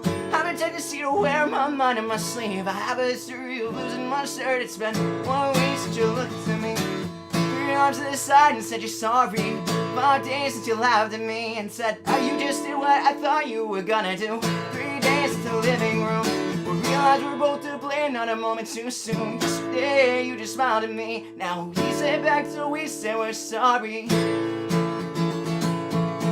Still be 2 days till we say we're sorry. Still be 2 days till we say we're sorry. Bird Round Stadium's home of the rugby. Yeah. Not too bad. Hell yeah. Nice work. Nice job, man. That was good. It was close. It was close. No, man, you hit it. You hit it. Great. Great, yeah. Great job. That's a Love tough that one. energy and that fast roll off on the lyrics. Yeah, more words per minute than we could ever do. That's right. I saw Nick going like, what is going on over there? That's a lot of words. That was cool, man. You hit it. Nice yeah, work. I was working on that one for a few days. It shows. It took a few more days than normal. So, do you have a lyric sheet in front of you, or are you? Actually, I actually have a lyric sheet. That's great. Yeah, I've been looking at the lyrics for the last few times I played it. Like this morning, I was really nervous about doing it. I was like, I don't think I'm ready to play it yet, but I just said fuck it, because usually when you do that, it forces you to have to learn it really quick. Can you imagine doing that song live and the band starts out a little quick? The drummer counts it and you're like, yeah, you sound like a tobacco auctioneer. That's right. You guys have heard that regular song before, right? Yes, Bare Naked Ladies, right? Oh yeah. Absolutely. Yeah, you could actually keel over if you sang that too fast. It's true. No, you could. All right, Kyle, you got to answer me a question. All right, that was a perfect segue. What Mike said. It was a perfect segue to my question. And I don't actually care about the answer in the world. Like, it's going to sound like I'm asking you a personal question. What I'm really doing, I'm trying to insult everybody else on the show right now. Right. I dare. How old are your parents? Oh God. I think they're 40 something. I know. Well, it's kind of tough because my mom's like 3 or 4 years older than my dad, right? Okay. So I think he just turned 49, 50, and I think All right. she's 54. Not bad. I'm 22. Ed, if you really wanted to insult us, you would have asked how old his grandparents are. There you go. Exactly. That sort of runs. You know what I mean? But thank you for your tender touch there. I'm 52. I'm in that zone. You're in that zone. You're definitely in that zone. I used to say when I was like 20 years old, I said, there are women that I'm going to be oogling when I'm a dirty old man eating peanuts with no teeth, whose grandparents have not been born yet. I think I've done that. Yeah. There it is. You're there, Randy. You're there. Yeah, I think I've done that. Give me another bag of peanuts. I still have a few teeth, but yeah. I think my grandma. I got all my teeth, but boy. I got all my caps. I mean, all my teeth. Yeah. Right, Randy. Oh my God. But yeah. Good stuff, Kyle. That sounded great. Great, Kyle. Sounded really good. Really Nice job, enjoyed that. Nice job. Thanks Really. again for having me. All right, we're going to be back with some music video stuff after this, some last-minute production stuff, and Dennis Allred and his Alt ID Universe crew. So Nice. check it out. Thanks, everybody. Stay well. Hang out.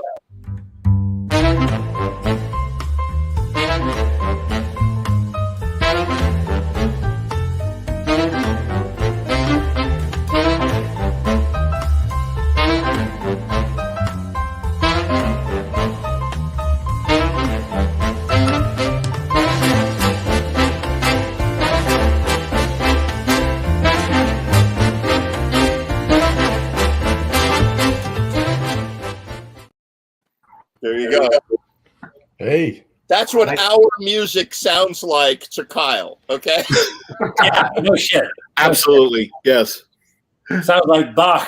That's Yeah, I mean, like I was doing a collaborative video today, editing for students in Bridgeport at a high school, and they're doing Guns N' Roses, "Sweet Child of Mine," and I'm thinking, that's 40 years ago or more, more than 40 years ago. Like, yeah, 40 years ago. That's it's 30-ish. Yeah, yeah. That would So be like how long ago me was in the high 80s? school doing Benny Goodman. You know, How long ago was the 80s? how long ago was it? 1980, 40 years ago. 40 Yeah, I got married in 1980. I'll always remember that. So it's like 41 years, man. 41 years ago. And so like Guns N' Roses, you're like, yeah, Guns N' Roses. They're like, yeah, it sounds like Perry Como to me, you know. Those old Have, guys. have any of you guys heard there's two kids, probably it could be one of your students, Ed. They're called the Twins, and they do a series of YouTubes on their first time hearing. They're 20 years old or 21. And they go through everything from Pavarotti to a George Carlin routine to Ozzy to it's just fascinating. They're actually really cool. They Right. don't. They know what they're doing. They don't swear. There's no MRF or anything going on, but they're so into the way they speak is so cool and into their culture that to hear their take on something like "Sweet Child of Mine" or "Boston's More Than a Feeling" it's so entertaining. Because but I'll shut up. The point is, good music. Good music is good music. Like I've so, watched those shows. Hey, I've watched them. They're very funny. they And are they give the music the respect that's due. But absolutely. like, think about it. If you were like 20 years old and you're listening to like Depression, like Cab Calloway or I something, would have you're like, pissed all over it. Yeah, that's just weird. You know, like a couple of dancers jumping on tables at a nightclub in the 30s. You know, it looks weird to I us. know. You know? Can I ask you guys? I want to ask all of you a question. For 2 questions? Did you watch the Grammys? Yes. Okay. Now my next question is, did you when those 2 chicks were on the bed? Okay, that like song where the 2 girls. I thought for a second I was like, is this a porno movie? Oh, Like, the one with Cardi B. yeah, the 2. I did see that performance. Like I couldn't. I didn't watch the show, but I caught that I performance. couldn't believe it. I was like sex is everything now. Like sex is God. Yeah, but you remember it was Oh, 15 yeah, years yeah. ago, 20 years ago, Madonna tongue kissed Britney Spears on stage. And Yeah, but then the this- world was going to end there. It's This is, like, rebellion. over This is the the way, top. Like, this is the way hearing about rebellion that. looks in Right, 2021. right. It's all rebellion. Yeah. Just Ladies like and gentlemen, I would like to present you with the moral majority on Jam TV. I'm not saying I didn't like it. I'm not saying I didn't I like hear it. you. There's a Also, song I about that too. took Dua Lipa, who I actually happen to like. Mhm. People are gonna say like I'm an idiot, but I actually like her music for some reason. Yeah. And she's like as hot. She's like so hot. It's unbelievable. They're all hot. I know. She's like the craziest dancer I've ever seen. But Yeah, you know, the Grammys, like, thank God they did something for everybody that's been cooped up in the pandemic. It looked more like Jam TV than the Grammys. That's you know? true. They're playing to an empty room, you know, like, I feel and bad for Mike, them. Mike, to be clear, I like the 2 hot chicks doing dirty stuff, but this is not great music. This is, come on. I didn't download the fucking single after seeing that. There ain't you know? no personal, right? Yeah, but, I but feel you know sorry what? for all the 100 kids million watching people with did, parents. right? So Yeah. No, but it's just like it was that's like all the women are wearing like these like fishnet stockings with the garter belts and I was like, this looks like a porno movie. Like, thank goodness. Thank God, you know? From what people tell me. Yeah. Listen, I used to have to listen to my grandmother in Austria telling my mother, when I was a child, telling my mother that the only real music is classical music, is Beethoven and Bach, and that's it. And my mother was like, nonsense. What about Benny Goodman? Yeah, right? yeah. What about Benny Goodman, right? And my grandmother was like, that is trash. That is garbage. For drinking, people getting together and drinking. That's what that's for, right? I mean, the reaction to bebop back in the day was just like like the Sex Pistols, like Bunch of hoodlums. Like, that's not real music. And then my mother, I had to listen to my mother. If my hair got any longer than Tommy McLaughlin's hair right now, right? And it was like, you look like a beetle. Like she would say, you look like a beetle, you know?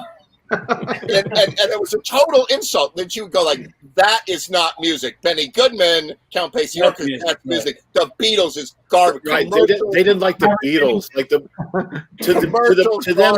the Beatles was like atonal and dysrhythmic and like I know. Right. And here we are going, everything in the top 40 isn't real music. None of it. Those aren't real musicians. Those are machines playing those notes. Except Dua Lipa. Nobody can say anything about Dua Lipa, because she's a hot chick, Sinatra was quoted once as saying, that's the worst about the Beatles and the Stones. That is the worst music I have ever had the displeasure of hearing. That's harsh. But I have Although to he did say, my father was a singer. He's a World War II vet. He played sax. He played drums in school, all that stuff. Wow. in the 65, about 65, eventually when our local Northern Maine radio television station played the movie A Hard Day's Night. Okay, there's a sequence where McCartney and Lennon, basically the song is If I Fell. Oh, I know what you And mean. if you listen to that song, it's actually really goddamn fine harmony. Oh God. Two-part harmony. And they lock in, and God, they just don't drop it, right? Yeah. My father, who's a singer, you know, World War II vet, he walks into the family room that night. He goes, "Who the hell is this?" and the lead into this is that at that time he looked at the hair and he heard the music and he said, "Why in all hell?" Pretty generous guy in general, but he looked at the haircuts and he said, "Why in old hell do these guys have to wear their hair the way they wear it? What is the big deal? Why can't they just be normal?" Yeah. So fast forward to summer of 65 or whenever it was, he comes in and he goes, "Who are these guys? They sound really, really good." And I said, "Dad, it's those long hairs, the Beatles." And he goes, "No kidding."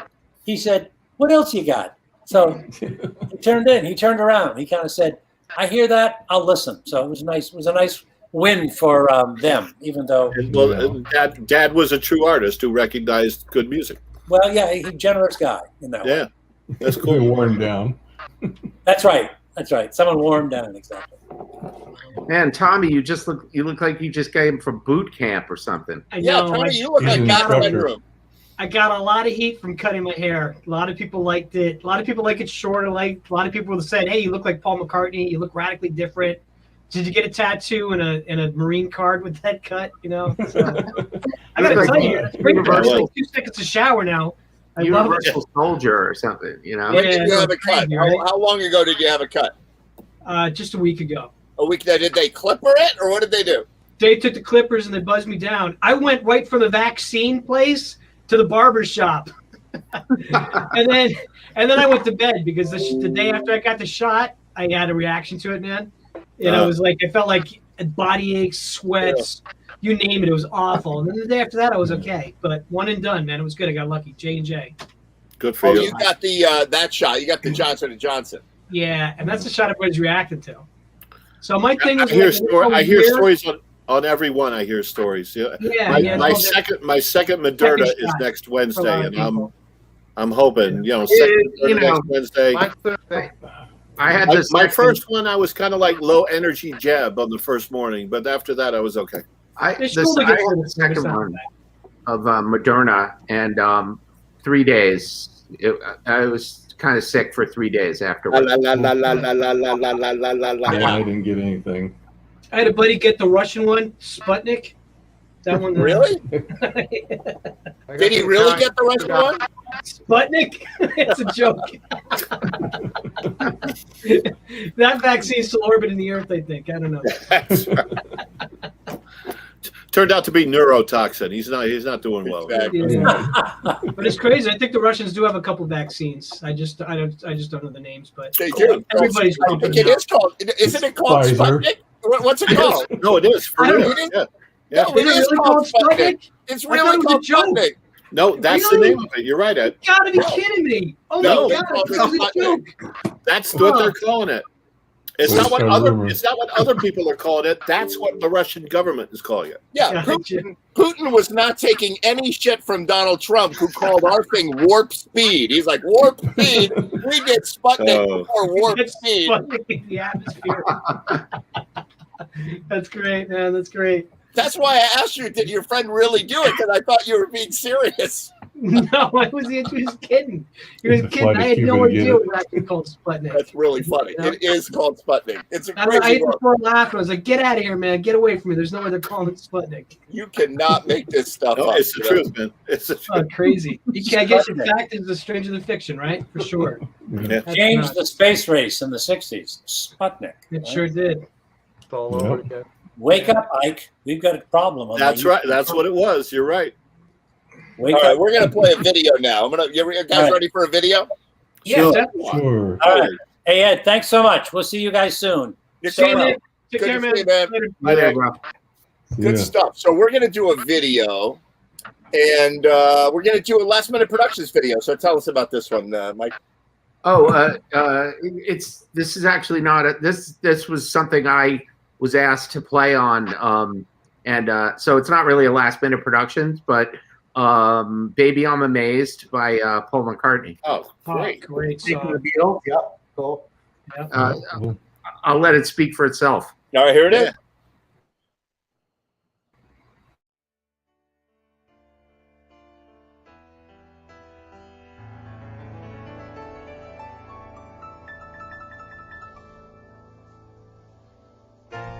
Baby, I'm amazed at the way you love me all the time. Maybe I'm afraid of the way I love you. Maybe I'm amazed at the way you pull me out of time. You hold me on that line. Maybe I'm amazed at the way I really need you. Maybe I'm a man, maybe I'm a lonely man who's in the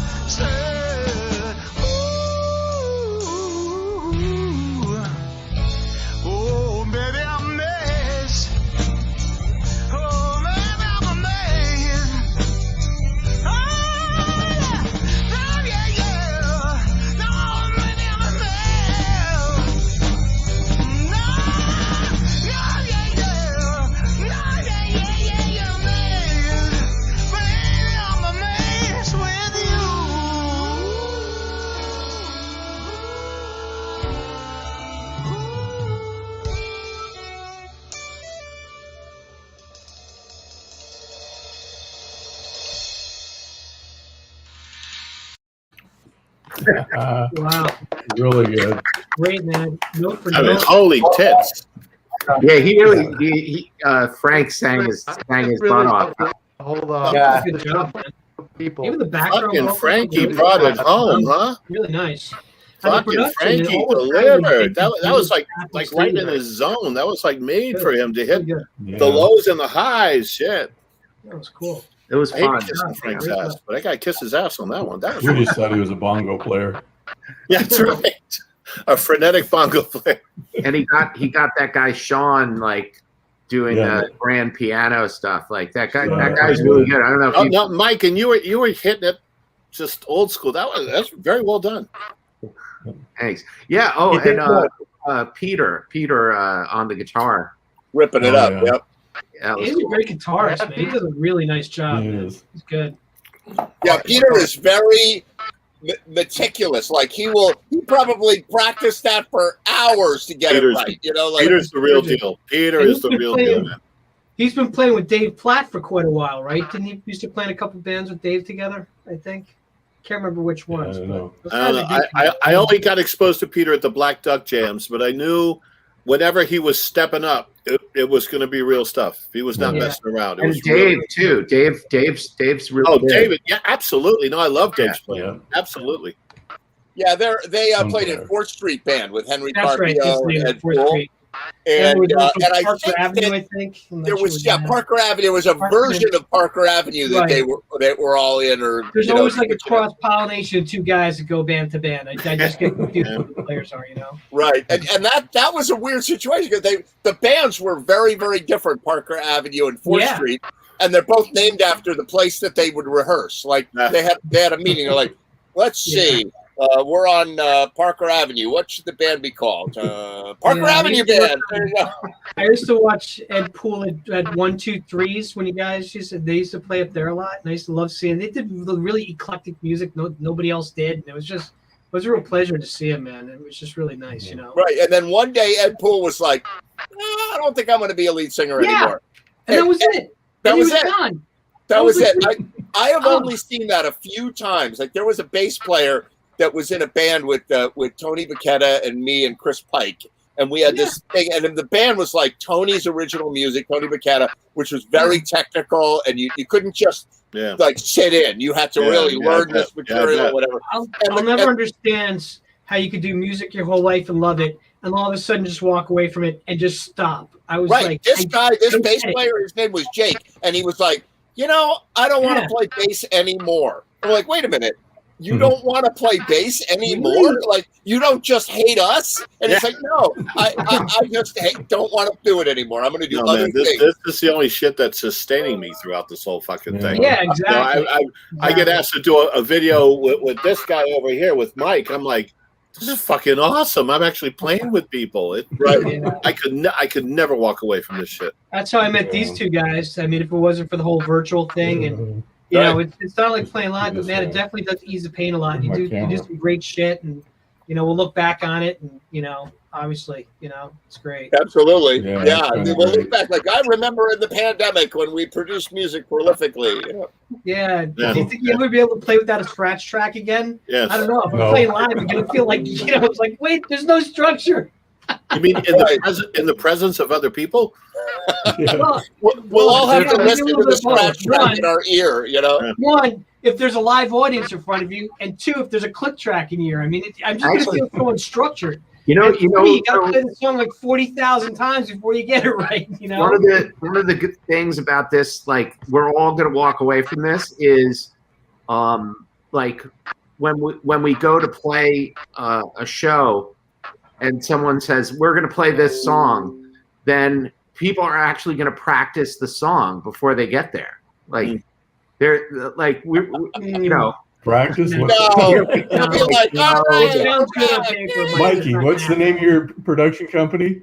If Yeah. it wasn't for the last Last minute, nothing would production. happen. last Yeah. minute. I don't know. People I with mean, cars having a couple drinks and be like, let's play this song, and be like, okay, what chord is it? And they just Use it in. Right. Yeah. Because this is me. Like, how long before we go on? Like, do I have 5 minutes? I got to go to the car and learn the set, Like, Yeah. I think unless people are doing mini sets with the people that they worked with, so I think there'll be a lot more new music at the jams and stuff that Yeah. way. But as far as people getting up there and just freewheeling and improvising, I think people miss doing that. Oh, absolutely. You know, really And then just you five got minutes in your pants. then you have the diametric opposite, right? So when that bass player left Tony's band, right? Yeah. And he left, and Sarah Chesler, everybody knows Sarah Chesler, right? Oh God, yeah. Sarah Chesler, who's amazing, who's a piano Love player her. and a singer and a songwriter and he plays ukulele and plays guitar or whatever. And she said, "Oh, I'll play bass in that band." And we're like, "Oh, yeah, that would be nice. You know, we love you, but you know, we didn't know you played bass." She goes, "Well, I've always been meaning to take it up." So she went out and bought a bass, and this was not an easy band, like, you know. And she like bought a bass and a mini skirt, and it was like nailing all this stuff. And I'm like, that just tells me how easy the bass is. No, but I have to We're gonna agree get bum rushed after the show, man. because the first time, target on your back. We're going I to show have you to what agree, slap though, bass the is all first- about. The first time I saw her play was at Cobb's Mill, and I think it was with Tony, I think. And somebody said, "Oh, she just picked up the bass." Yeah. And she wasn't playing fancy, but she was on the fucking beat perfectly. Right. And the music was on a lot of stops. a Yeah, lot of yeah, crazy yeah, yeah. stuff going on, and modulations. Yeah, no, I had respect and felt like, Jesus Christ, how many decades I've been fucking playing? That was like the first show ever that she played bass ever. You know? She did She fine. does piano and she does guitar, so she understands root chords and all that kind of theories, stuff. So yeah. I mean, it's Got not the like mind for it, yeah. yeah. Well, she's just much more talented than the rest of us, is what you're trying to say. Yeah, she just has it going in her head. Yeah, story I'm of a my bass life, hack. Alan. All right. Yeah. All right, so what have I got here? I got Bad Company. Tell us about that. Yeah, fun song. We decided to do Bad Company by Bad Company. I thought it came out really good. Well, I'll Kind of tell a you, different song. it started because Emmett, my keyboard guy, who's love him. He bought like a new keyboard, and I forget the name. I don't know. What is it? A Leslie or what is it? A Hammond? I don't know what it is, but it sounded amazing. And I was like, we got to do a song with great piano. He's like, what about Bad Company? I was like, wow, that's really, really great. And you know, it's like when you pick these things, you think they're so easy, and then you start playing them, and then like then there's a bridge and there's time and change. We're like, damn, we thought this was gonna be easy song, so we put the whammy on ourselves. And they're like, why did we pick this song? It's so You know? true. And then you gotta, well, you guys know, you do it, you know, and then there's timing issues. And you gotta try and line everything up, and it's just like it's a hard show. But They're we not picked the easy bass because of the because piano because we want to play with Emmett, and then we Yeah. kind of went from there, you know. So that's it. That's funny. You're like, there's a bridge. Don't There's a have goddamn bridge in the song. What the Yes, there's a goddamn bridge. Oh, there's a chord change, and then Oh, time man. change. There's a fuck? I'm not progression. playing that. What about? You know, in live, you can get away with just blazing through it. Exactly. When you play live, you can skip it. You can make it your own. We used to have a turn live band. We You just just- all egoing, you know. Dennis, you Yeah, just like scratch that, steamroll your right? way through the fucking thing. Exactly. You'll find out, like, you look at the record and it says Quincy Jones did the arrangement, and you're like, there's no way I could ever even learn Yeah, that. thinking, ever. what were we thinking? Roberto Duran, no mas, no mas. Hands of All right, Here's here a we go. fun Bad thing to Company. do. All right. I got it. So I'll see you guys next week, okay? See you, All right, Jones. see you, Take man. care. Check Later. it out. Bad Thanks, Company. Jay. Take care.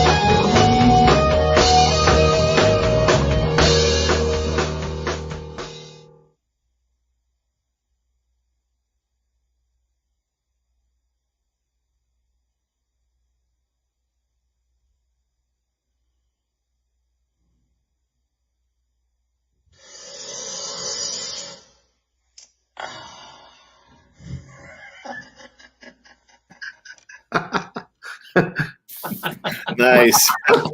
Boy, number one, you are getting your money's worth, Dennis, on the smoke effect. Smoke. How much was that? How much did you pay for that? Nothing. Nothing. Free smoke Nothing. effect. Oh my God. The price is right. The price was right. It's a good effect. I'll tell you what, every time I start doing other things, I keep coming back to it. It's always fun to throw it in there. Now, here's the thing about this video. We had a lot go wrong. Dennis broke his sunglasses, which was Yes. huge. Yeah, that's why I was wearing the mask instead. You know, Well, that's tragic.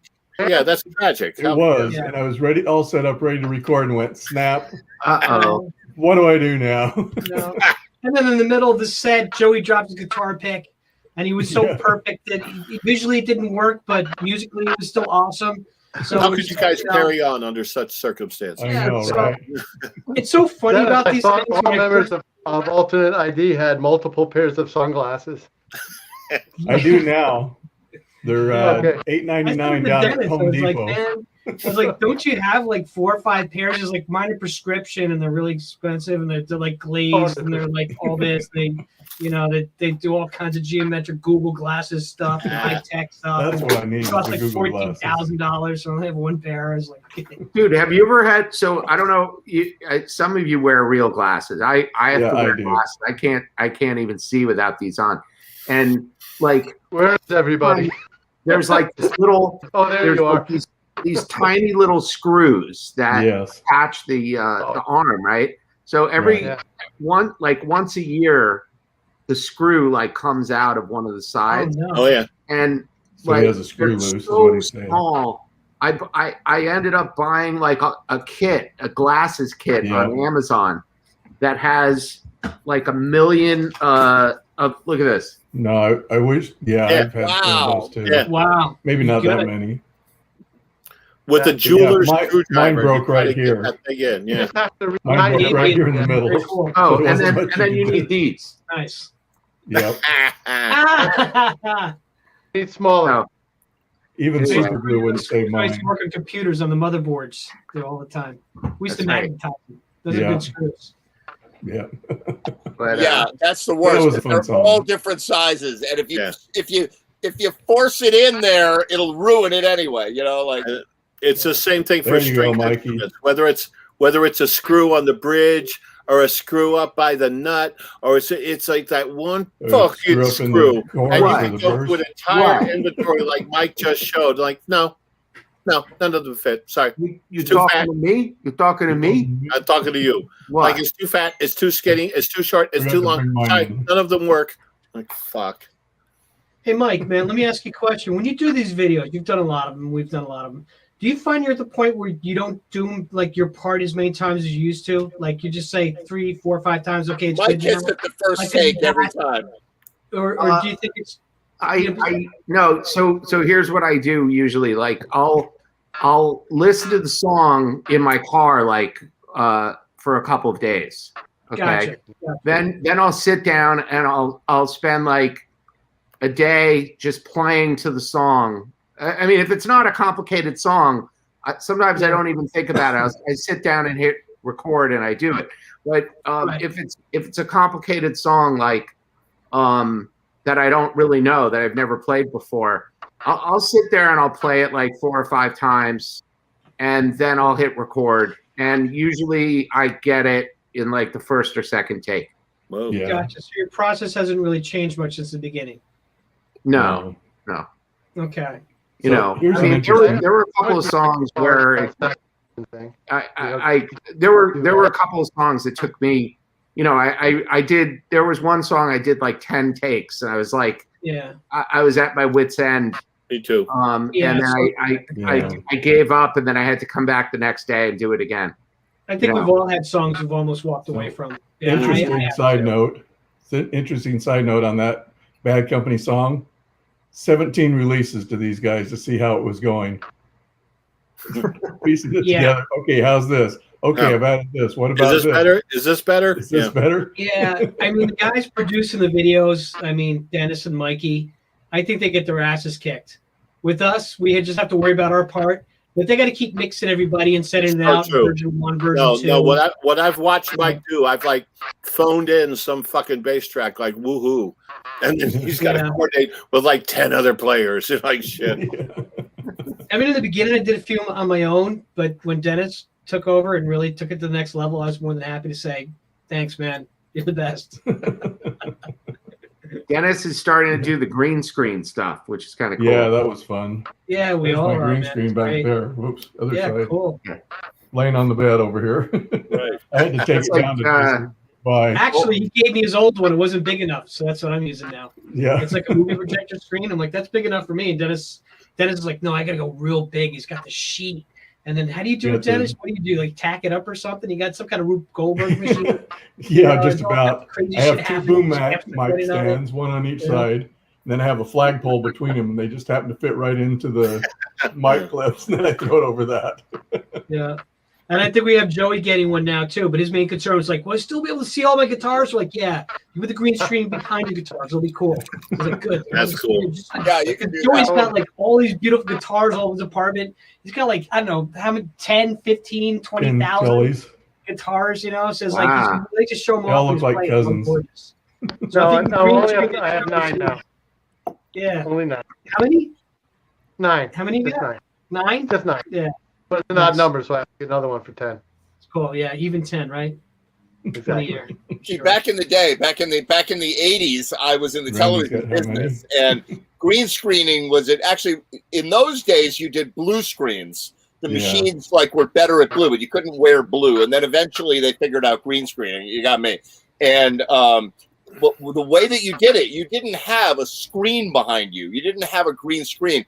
You if you book a studio, you actually they have a thing called a cyclorama, a cyc, right? Which is a cornerless room. So the walls have a curve when it meets the Curve in it. floor, right? Like a 1 foot diameter curve. And the corner, there's no corner.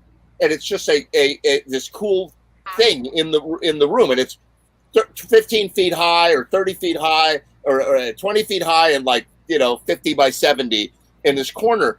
And you would light it with 20,000 watts of lights, and you have to paint it. So somebody would call up and say, I need a black background. And you'd be like, all right, well, we need to paint it. So starting at 10 o'clock at night, you have people painting a layer of black paint over the screen. Then the next day, you'd be like, you do the shoot, and the next night, you'd paint it blue. And then they would do a blue screen shoot, or you paint it white. So it was a different world. Now we just hang up a sheet, Yeah. Okay, well, if you're a TV guy, you might know the answer to this. Remember when the first Star Wars came out and they had the big space scenes and stuff in the 70s? Yeah. Was that green screen technology? Because I heard, and I don't remember because I was really young when I saw the movie, that green screen stuff with the space, that's the first time they ever did that. Yeah, that's true? right. That's probably right. They broke a lot of technology hurdles in Star Wars, but a lot of the Death Star and the TIE fighters when they're flying, getting ready to the crashes and all that, they just shot that. They put M80s in models and they took it out in the back parking lot and they put the camera on the Death Star surface and they threw the model. It went boom. That was I used to do that when I was 10 years old Tommy, too. They You know, did. I think go ahead, They did some really cool. They invented machines in that when the people who did the special effects in that movie invented a whole new system that became the standard of motion camera, automated motion camera. But they also did what's really funny is in those days when the movie came out, you would only see the movie once in the movie theater, and then you wouldn't ever see it again, right? So they actually took for some of the asteroid scenes, where there was stuff flying around, they used a potato, and they painted a sneaker. There was a sneaker in the movie, and you only see it for a split second. So. I've seen that one 13 times. I need to go watch it again. And potatoes and sneakers, really? Yeah, they used a sneaker and a potato as an asteroid. Yeah, that's crazy. I think people on this front tend to fall into two camps. You're either in the Star Wars camp or the 2001 camp. I'm decidedly in the 2001 camp. I fucking hated Star Wars. Yeah. Really? But what about the original? The original Star Wars you didn't like? I don't like any of the other You know what? ones. Because, Ed, you'd appreciate this. Because, and I know it's a story and it's cartoonish and it's comic bookish and all that. But the physics, I have wings and I'm in space and I'm banking like there's air to make a turn in space. You got to be motherfucking kidding me. And when something explodes, there's noise. Noise doesn't travel in space. It needs air to travel. I guess we know And then you go to what Kubrick did in '68 with pure analog stuff. So which Doctor was your favorite? You know what? They got the prequels on the Disney Channel now. It's nuts. Yeah, well, you know what pissed me off about Star Wars? And by the way, I love the Muppets. I love Jim Henson. I actually worked with Jim Henson on a project No when he was shit, still alive in my studio in New York back in the 80s. And, but they brought the Muppets into Star Wars, the Ewoks and the friggin' Jar Jar friggin' Binks. Like, no Muppets, please. Oh my God.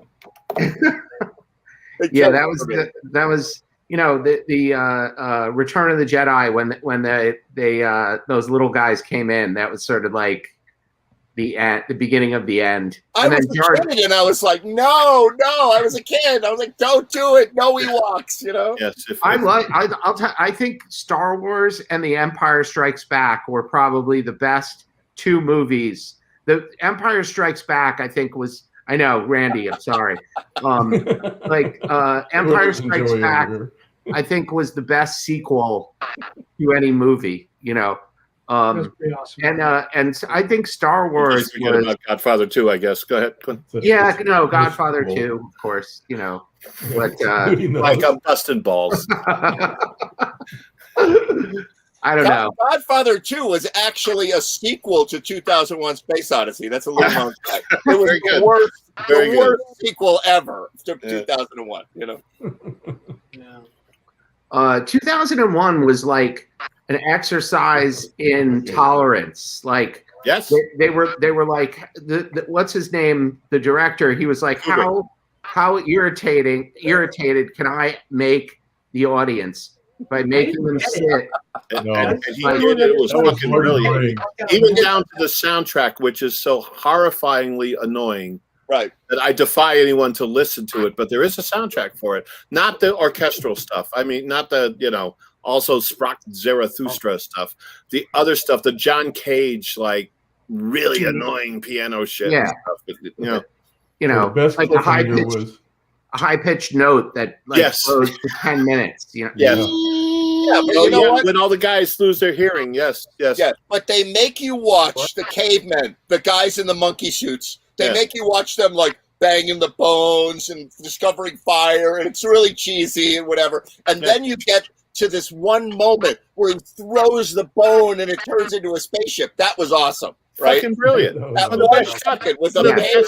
In movie history, absolutely. And by the way, I don't know if you've seen, but recently they're talking about putting with the space station, ISS, a hotel in space.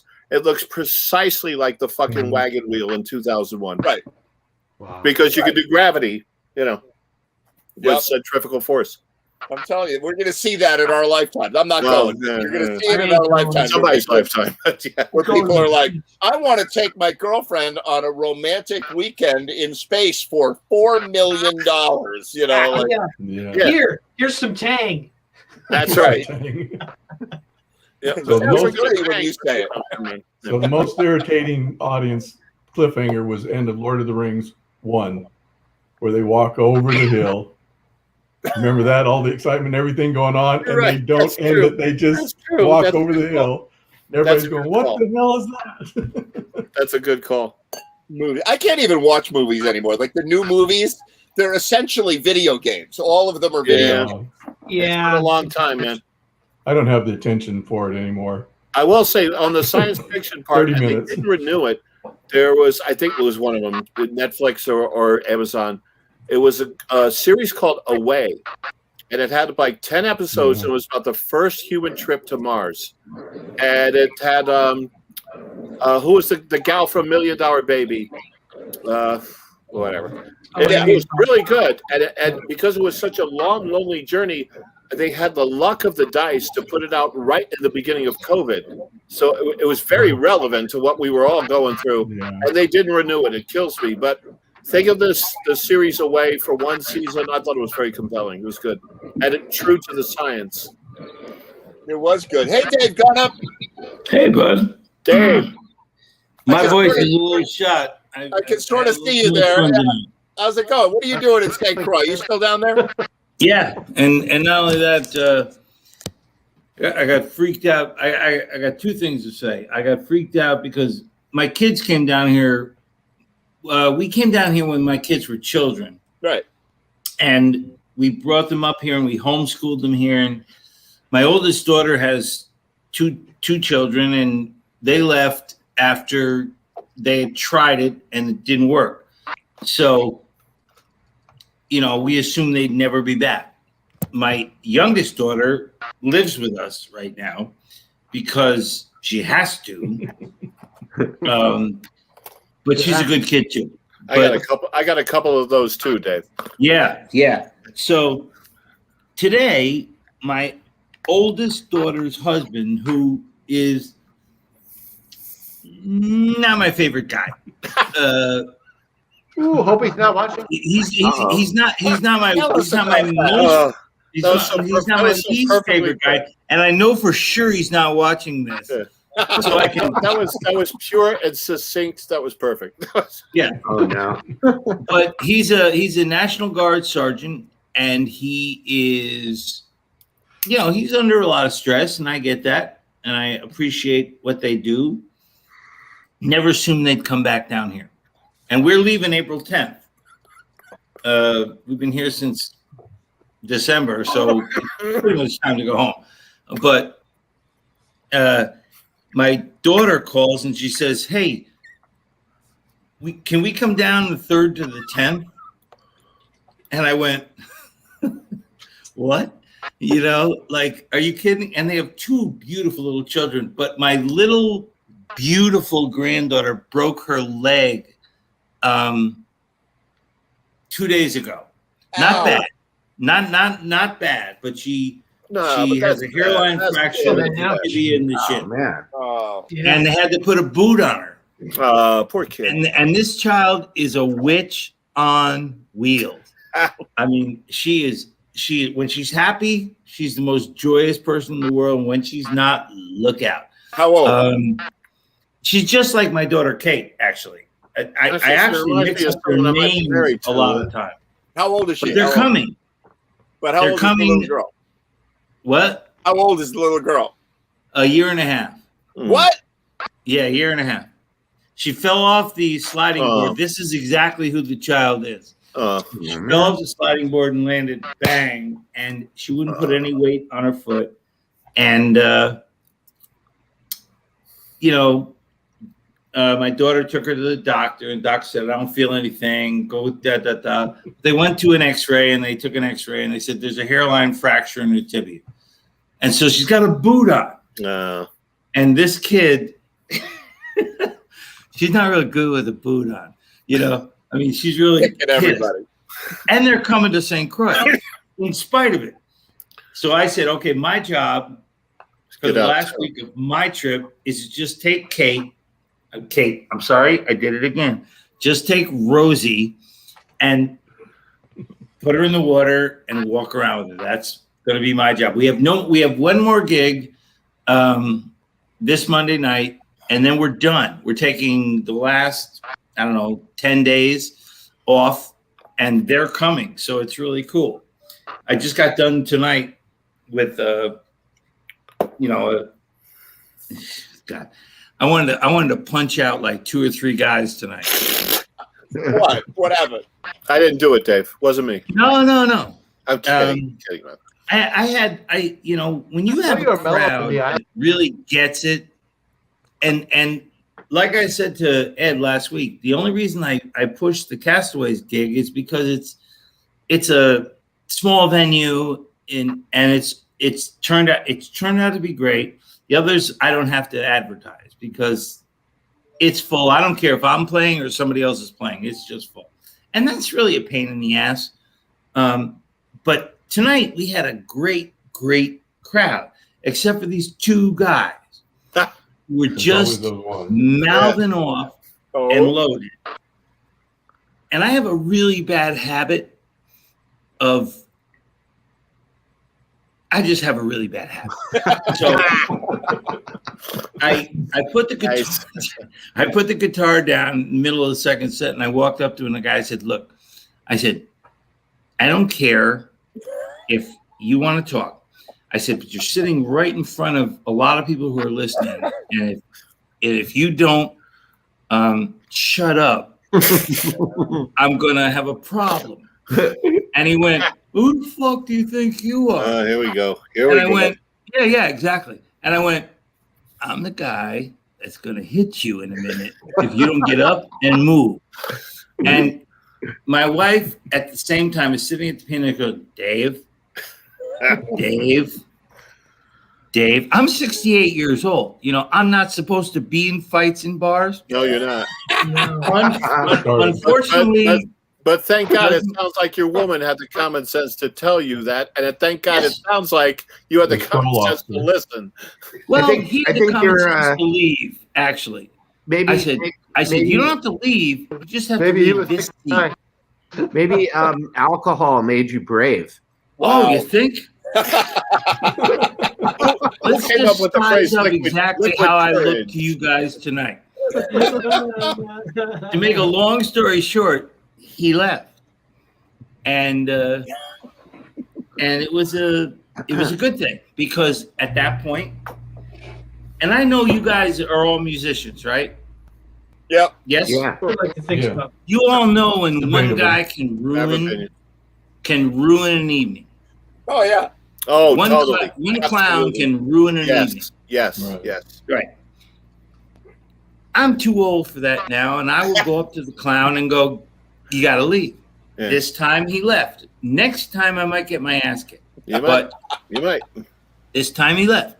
So, It always ruins my evening when it hits me back. So, well, you know what? you win. I've You been won hit, this I've been time. hit up. That's I've good. been hit a couple of 100 times. Yeah. Well, I think it depends. Like, if the guy is like, 30 years old or 40 years old, he's not going to get in a fight with you. Right. But if you pick a fight with another 70-year-old dude who's drunk, you better watch out. Yeah, that's true. That's More true. like This guy was about 35. You don't yeah. want to meet yourself in a dark alley, is what you're saying. Right? This guy was about 35, but I am. You don't know me very well. I am very, very. I have eyes that are dangerous. My friend, we all do. Yeah, well, any of us of caliber, I think, do. And I basically said to him, "Get up and leave now, or I'm going to make you leave now." Wow. And he went, "I don't have to do anything you say," and I just touched his shirt. I didn't hit him. I didn't bang him. I just touched his shirt. I said, "I'm going to ask you one more time." And he went, okay.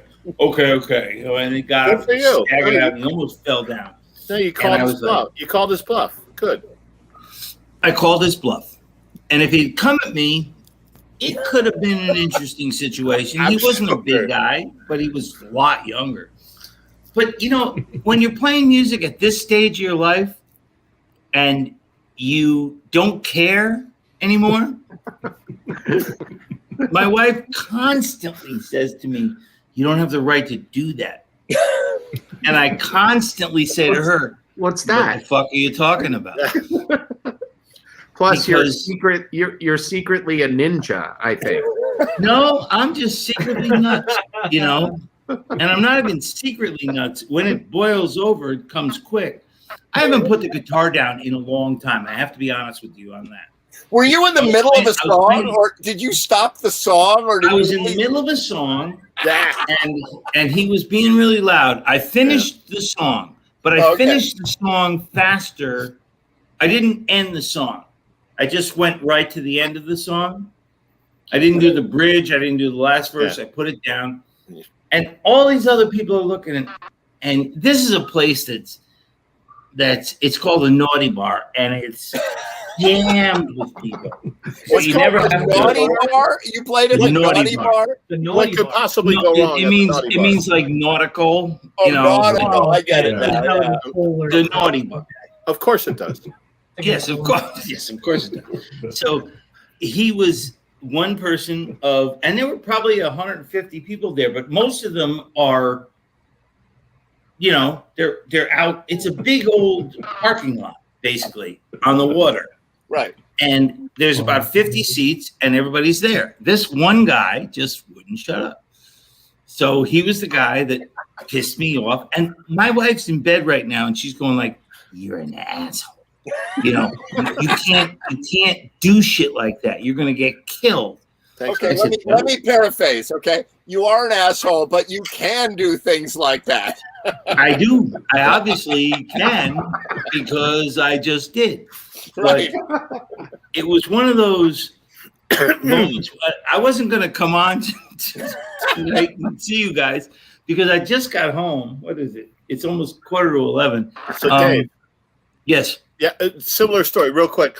I'm playing at Yes. Listen, I'm tired of talking. No. I gotta hand the mic. I gotta yield the floor back to the senator from St. Croix in just a second. So I'm playing this dumpy bar in Naugatuck, Connecticut, and for those of you who don't know, when I say dumpy, all right. Which dumpy bar? Yes, by definition, it's a trio. It's the Toon Squad, Ed. You know, just Warren and Joe Sullivan and me, playing. Well, this chick comes out and she's like in cargo pants and she starts dancing alone. And she is clearly a stripper. Like she's doing moves on the dance floor. In cargo Next pants? thing you know, I'm playing. She backs into me. I always sit when I play. Yeah, so do I. And she sits in my lap while I'm playing. While you're playing. Yeah. So now I'm playing like Bill Wyman in the Stones. You know, I'm doing this. And all of a sudden, I would have let her do that. You know, well, it was really cool. It was really cool until this baby gorilla came up and stood this far from me, looking up. And that was clearly her guy, or what he thought was her guy. Yes. And she's like in my lap. But and Dave, to your point, it was quite nice while playing. You're like I'm playing. We only have so many of those moments left, my friend. And the guy's looking at me and like, dude, you see both of my hands. They're on my base. This is your problem, not my problem. And it worked. I've got a third whistle. It's going to cost you $200, man. But he so could have kicked my ass, right? But I was like, dude, this is your problem. You see my hands. Come on. Did he leave it and let it go? He did. Okay. Maybe that was the bouncer from the strip club she works at. That wasn't her boyfriend. The unfortunate part was she got off my lap right after that. You know what? If he wasn't there, it could have been a happy ending. Oh, I'm telling you. You got a stripper in I'm in a band called Happy Ending. Phrasing, I know from what I see. Oh my God. Jesus. So anyway, I just got here. I'll do a song. I just don't know. Dave. Do a song, man. Do a song. Do some music. All right. I don't even know. Do not do the song about your wallet. Okay, we already heard that one. You already heard that one. But I don't know what I have. What do you got? Play the song you played when the guy cut you off tonight. Okay. All right. This is a high school song. I may have to do two songs though, because this one's not. I don't know if this one's good. I mean, it's really good, but I wrote it when I was a kid. If you've ever been, and we all have been, to a high school dance, and you, I don't know. I hope I remember it.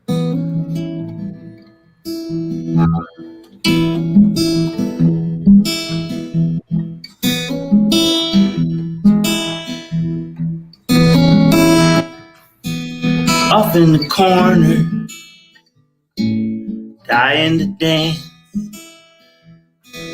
just a schoolboy, scared to death of hot romance.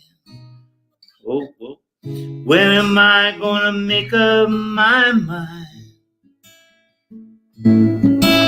From here she looks like diamonds.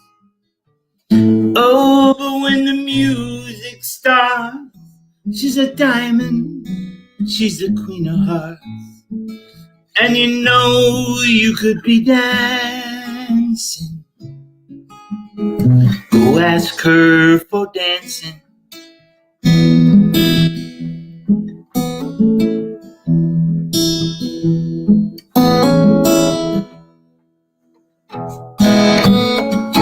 Hey, don't you move like a river as she flows on out to sea.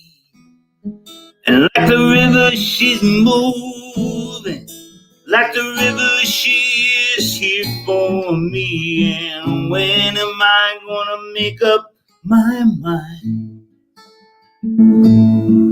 Find some words for dance. Oh, but when the music starts, she's a diamond, she's the queen of hearts. And you know, you could be dancing. Go ask her for dancing.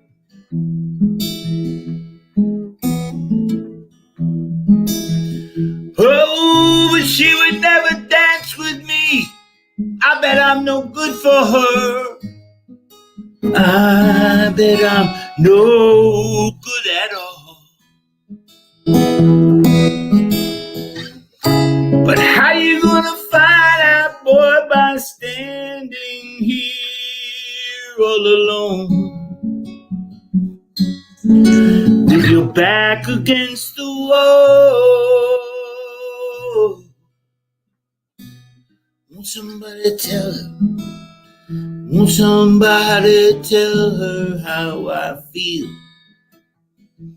Because I feel like dancing, taking that girl and spinning around like a wheel. When am I gonna make up my mind? Standing here alone, I'm just a fool. Oh, when the music starts, she's a diamond, she's the queen of hearts. And you know you could be dancing. Whoa, whoa, whoa, when the music starts, she's a diamond, she's the queen. And you know you could be dancing. Go ask her for dancing.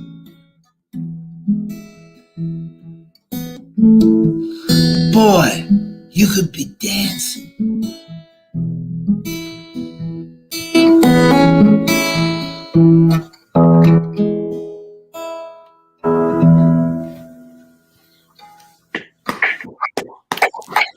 Thank you. Very nice. I fucked it up a couple of times. I haven't played in like 10 years. Great song, David. Dave, is that yours?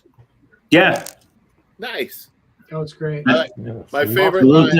wrote that. That's like the third or fourth song I ever wrote. My favorite line, it was something like, "Oh, well, she moves like a river." That was cool. Right. She moves like a river flowing out to sea. Like the river she's moving. The like whole the river female she's here river, for me. the whole female river, blah, blah, blah. That was good. Yeah. Thank you. You got another one for us, Dave? Yeah, I should, because that one really, I've kind of butchered that. I should do something. Not really. No. Well, Give me a porterhouse. Ribeye. I'm basically Chuck Steak. As long as Yeah, I'm in the rump roast territory. So. I'll do that. I'll do that song that Ed wanted. He's not talking about beating people up anymore, so let's play this. Oh God. You're right. He's moved on. To a more happy place. Things are again. Well, when you fuck up a song, you better do one you know. Better not fuck it up. There were 3 different moments in that song where I went, "Where the fuck am I?" Do you think we could tell? We I do that all the time. Sounded great to me. No, I thought it was great. Fuck no, we That didn't. sounded good. We wouldn't know. Okay, then I'm a really good asshat. You can very good with spackle. Well, you know what I do? I dance well. No, you don't. That was fine. That was great. Don't do it. Just play the guitar. Okay. I think everybody here knows the story, but maybe not. I lost my wallet. No. Okay, so you already know the story. We've done this 4 times. Okay. That's the one you said you wanted. You wanted the No, wallet. I want the not one, the other ones. Oh, the other one. Okay. I mean, that's what you said you wanted, so I was going there. No, Let's see. my internet's not good. No, it's fine. I've been drinking all night. Play another one. Play a different I'll song. play another one. We heard that Okay. one. Yeah. All right. This could be hard. I'm gonna fuck this up bad. This is the kind of song you do when you're sober. I was in a Broadway play with June Havoc, who was Gypsy Rose Lee's sister. We were doing a thing in Bridgeport, and there was a guy named Mel Marvin who was a great songwriter on Broadway, and I had no interest in Broadway at all. I mean, I can dance, but I'm not a dancer, but I can dance. Anyway, we did this show in Bridgeport, and June said to Mel Marvin, this kid, should audition for blah, blah, blah. So I went to, I'm never going to pull this song off, just so we're clear. So I'm apologizing already, but I'm already in the story, so, because it's a hard song when you're sober. Anyway, in the cast was Irene Cara and Ron Silver.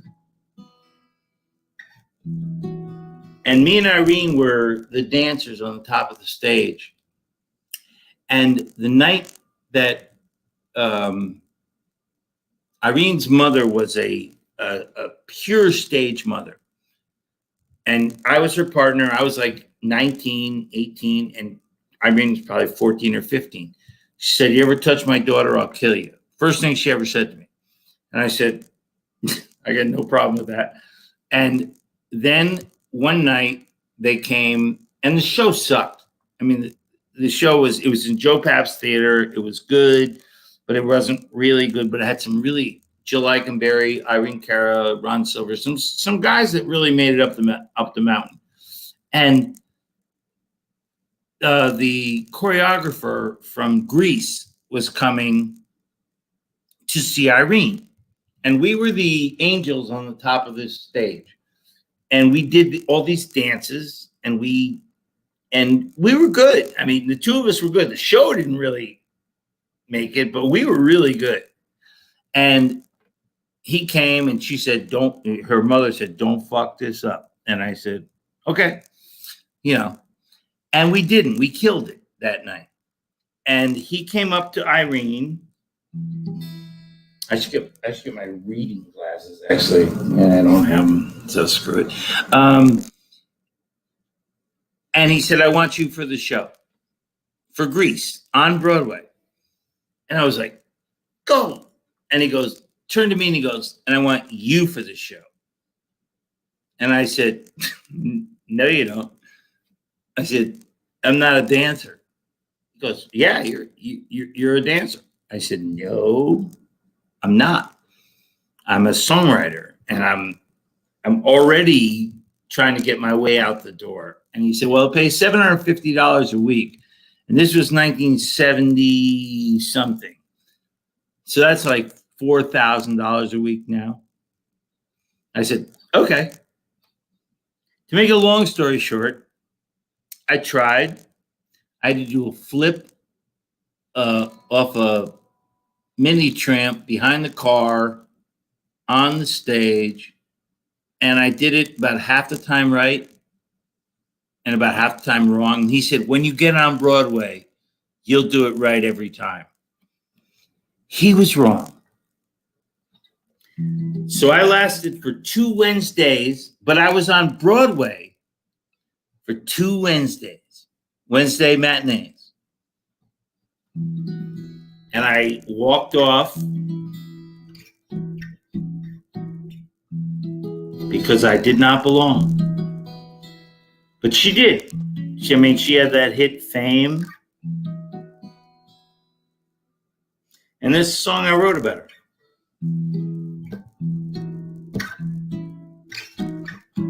I really hope I don't fuck this up.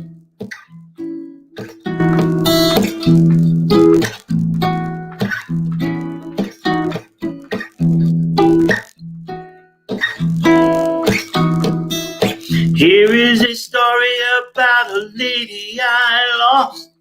She could dance, she could sing. She found her way to New York, tossed her life into the rain. She was always Broadway form. Well, the woman had some special needs. She longed to take the stage by storm and bring the crowd down to his knees. She's calling out her stage name. It's the only place that she's ever called her own. It's all that she has ever known. Facing the light, how could she lose tonight? They say she's New York news.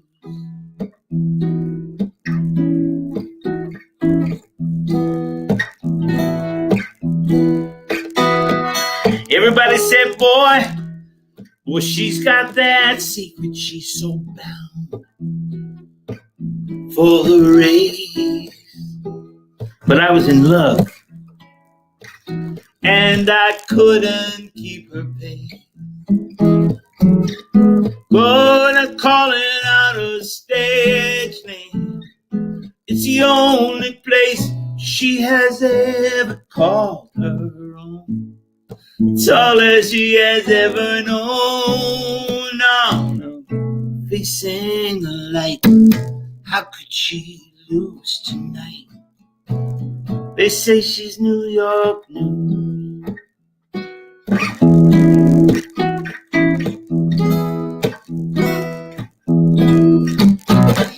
But oh, if you're running that fast, sometimes you're gonna run all day long.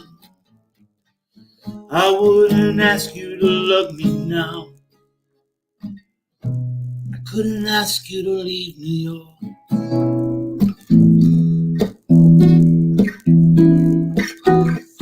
No, no.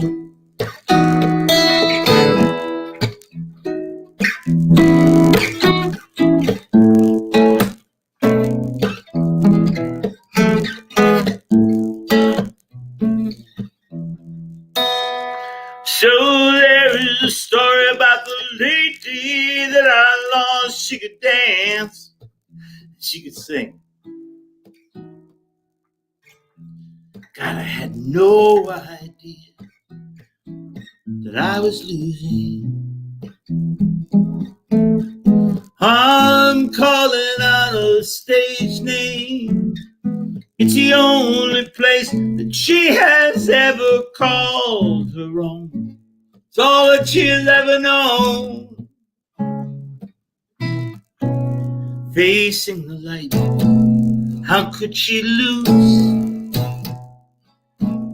Say bye-bye, baby. Say bye-bye, baby.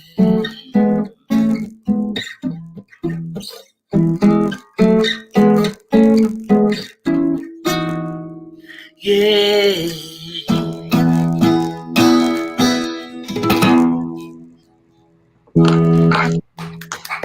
Yeah, nice. Nice. I didn't blow it. Nice. I didn't blow Got it. Fantastic. I didn't blow it. And that was for Coco. Coco? Yeah, that was her name in Fame. Oh yeah, Coco. Oh right. yeah, oh yeah, oh yeah. In Fame, yeah. Yeah. I mean, we did Grease together. I lasted 2 Wednesdays. She lasted a long time, and then she got that. Oh, Joey's got gonna- that hit. She was a one hit. She was a one hit wonder. Yeah, but You know? she was talented. She looked cute. Oh God, she you have danced no well. idea. She sang well. I didn't love the movie, but she did great in it. No, she was great. She was great. Hey guys, I'm going to sign off. Bye, Mikey. Mikey, good to see you. Hey, Mikey. Can't make it, huh? Okay, we get it. Good stuff, Dave got up. That sounded great. Hey, Ed, Well, you I didn't F it up. That's No, you where did good. I No, haven't played that song in a long time. David, Actually, I hadn't played either one of those songs in a long time because I'm running out of stuff to play here. no, yeah, I love you. But my best stuff. What's really cool is that by the time you get on here, you've already played a set, so you're like all fucking warmed up and ready to go. That's We're all fucking drunk and ready to go. well, you know, that's part of the process, my brother. That's, Listen, you know what? who If I can help that out, as if I the can phrase, help them out. go. I'm sorry?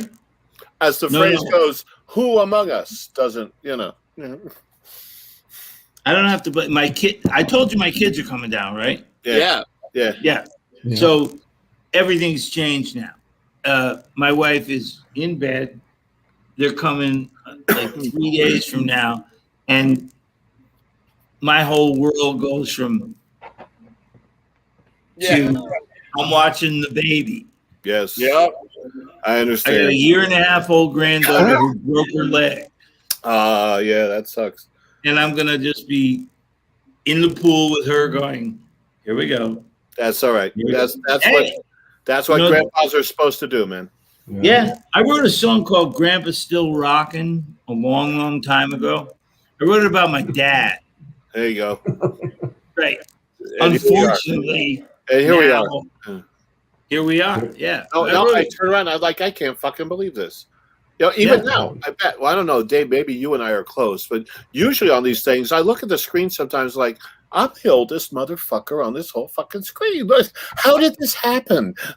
I know. And I'm the When you go only. from young There's pup 10 people on to here, young and I am definitely the oldest one. You know what? I have been back and forth. When you're down here, you have a lot of time on your hands. I mean, you really do. You're playing, or you're lying around somewhere. And I've come to the realization. Well, I don't know if you guys are God guys. Okay, If we're I'm a well- God guy. I'm a God guy. I know that he. Well, I believe he has to exist. I don't know what the term is. I don't know. You know, we're stuck between these ears, so we don't have the ability to even fathom why we're here. We don't. I mean, I'm sitting here in this paradise, and I've been here for 4 months, and I don't understand why everybody didn't move here. Right. I'm serious. I don't understand why I six agree with people that. moved to the Caribbean because it's ridiculous. It's beautiful beyond belief. There's no one here, and I'm like, what the fuck is wrong with this picture? But at the same time, I go, God has a plan. God has a plan. And then I say to myself, no, he doesn't. He put us here for whatever reason between these ears to do the best we can. And then whatever happens next, happens next. Now, if you ask me if I think something else is past this, I could tell you guys some serious shit stories about things that I've seen that make me truly believe there is something else. There is more than this. And I mean serious fucking shit. If you ever want to sit down and like take an hour of your show, Ed, I'll tell you some stories that happened to me off the planet. All right, we'll do that. We'll get together around a campfire and we'll do that for real in person this summer. But anyway, Maybe in to St. finish Croix. the point, I'm sure, I personally am sure that this is not the end of the road. So call it what you want, call it religion, call it what you want. I truly believe it's not the end of the road. So that being said, I want you to be right. Yeah. Yeah. I'm right. I believe it in my heart. And if you like anything that I've done, or, well, I'm nobody. I do. But I'm sure. So, as I wise up to the moment of, wow, this is coming on. You know, I'm 68 years old. I still get to play music, which is And I Yeah, still get to bring awesome. music to, you know, I'm blessed. But other people aren't. I walk past homeless kids, homeless people on St. Croix. Right. And I question God. I go, I don't get it. And I can't answer it. I just believe what I believe. I believe that this person is on a journey. I'm on a journey. This, you know, everybody's on a different journey on somebody's plan, because this just doesn't happen. There isn't a place as beautiful as if it just appeared. Somebody really, you know, said, okay, let's give this, you know, I don't know. But all I do know is it just didn't happen. So I'm sorry. I'm rambling, you know. I love it. That's what Well- we do. That's what we do late night here. But I'm Well, gonna play that's you. good. I'm gonna play you something. I played this actually. I opened the show with this tonight. Billy Foster, who you know, right? I love him. And He lost his brother. he lost his brother, Yeah. Junie, and unfortunately, terrible. that happen? He lost his I'm brother sorry? last week. Actually, the day after the show, Friday it was. Oh, And- Yeah, but I saw him over the talking weekend. night before. We Oh, actually played together on Sunday outside, and you know, Dave Gunham. I did not push a button and kill Dave Gunham. He's gone. He dropped off. Jeez. But You're he was like, "Oh, boop gun, yeah." You're heartless, Ed. Exactly. Like, see it in. Deposit 35 cents for another minute. Ejection seat. I'm like the James Bond Aston Martin ejection seat. Like, whoop, Yeah. see ya, you know. Yeah. No, Yeah. he must have had a bad kid. Listen, he's in St. Croix. I It's know, a I know, I miracle know. it even happens at Yeah. all. Like, you know, like I remember calling my grandmother in Austria when I was a kid, and they had to connect it through the satellite with like a cable, you know, like I don't even know how we're doing this. But what I was going to say is I played this earlier in the show, not just because I wanted to play something by Billy, but an appreciation for everybody who comes on the show and everybody who watches the show and all this. And Billy says it the best. So I'm going to play this video one more time. Check it out.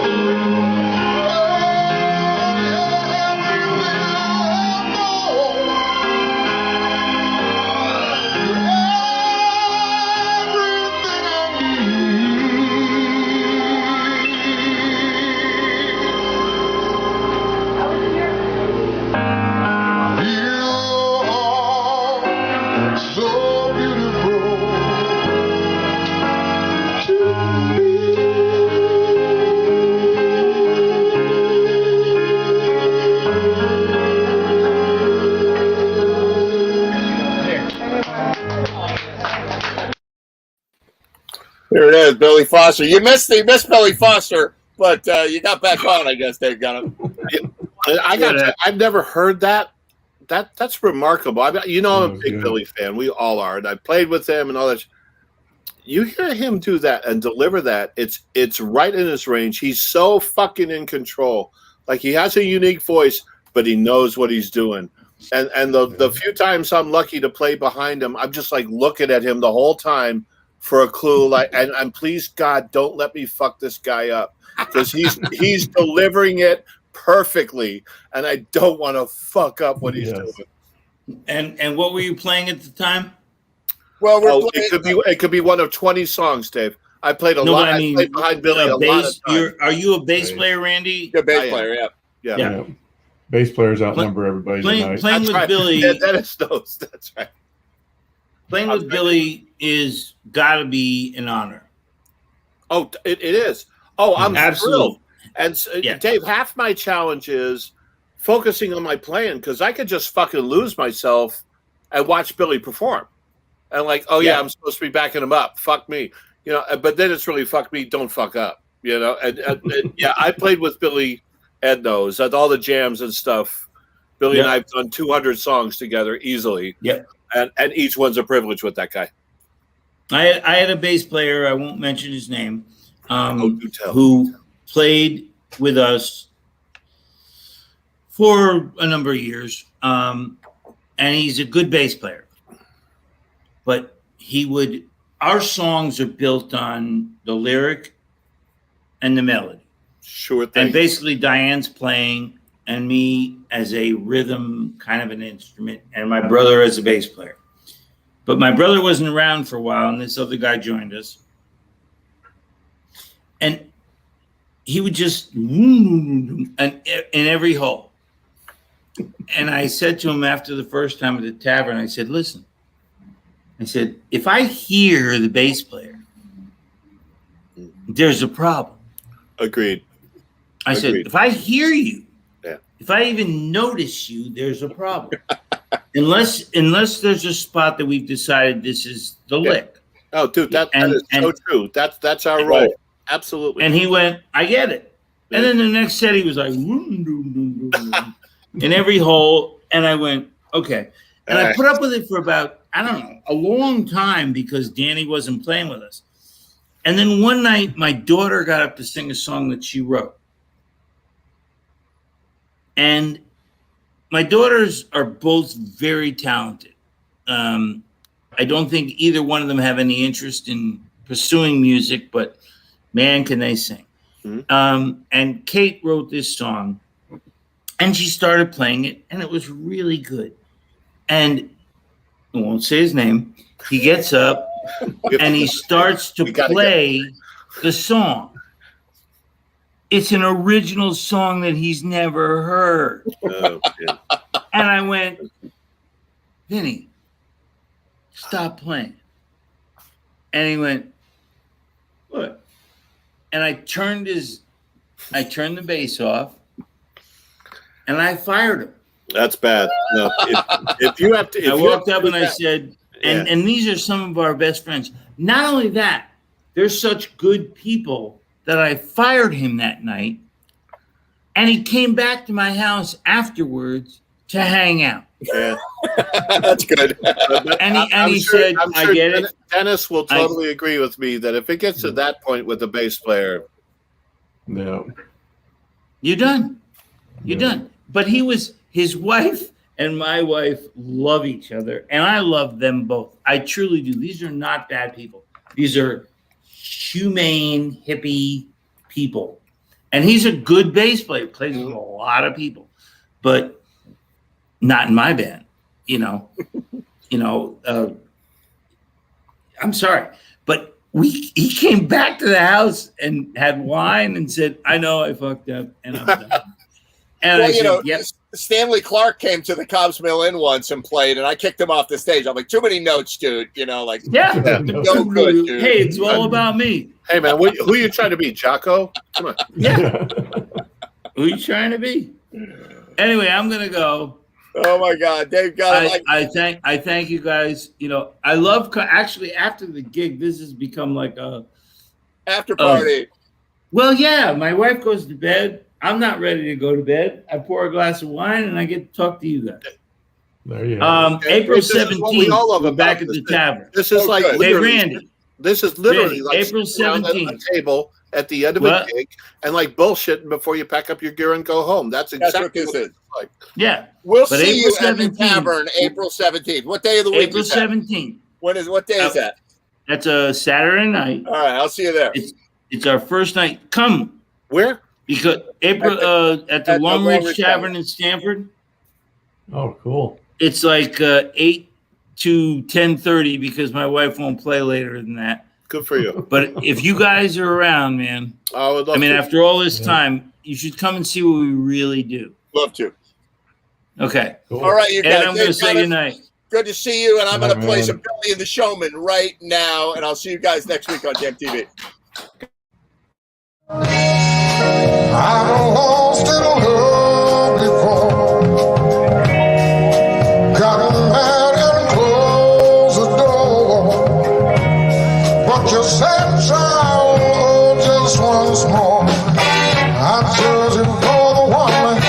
Now we're having so much fun. You treated me so kindly. I'm about to live my life. You made me so very happy. I'm so glad you came into my life. Hi, Jesse Bates. The others were untrue. And when it came over me, girl, I'll spend my whole life with you. 'Cause you came and you took control. You touched my very soul. You always showed me that loving you was a perfect fact. You made me so very happy.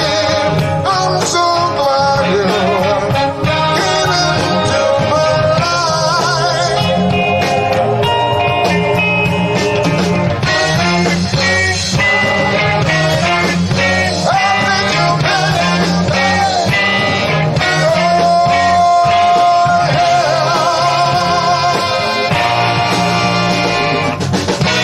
I love you so much, you see.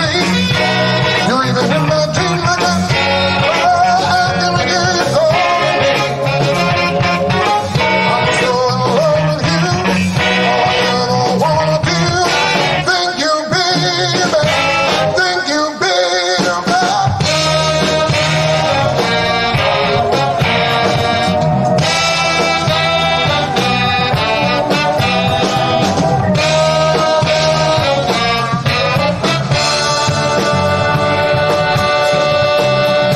Well, you made me so very happy. I'm so glad you came into my life. You made me so very happy. You made me so very happy, baby. I'm so glad you came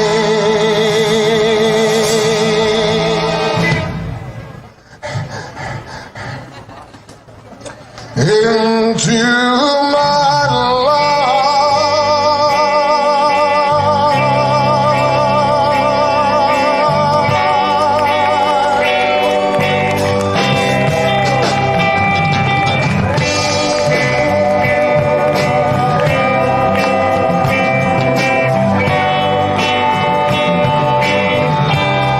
You made me so very happy. And I wanna spend my life thanking you. Thank you, baby. Thank you, baby. Thank you, baby. Oh, thank you, baby. Girl, so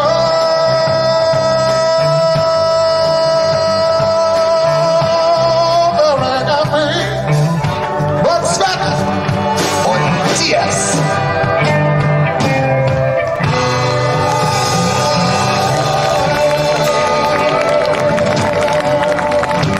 Thank you. And that's all the time we have for Jam TV, show number 54. Great to see you all. We'll see you next week for a special show. I'll tell you a little bit about that, and I'll see you soon on Jam TV.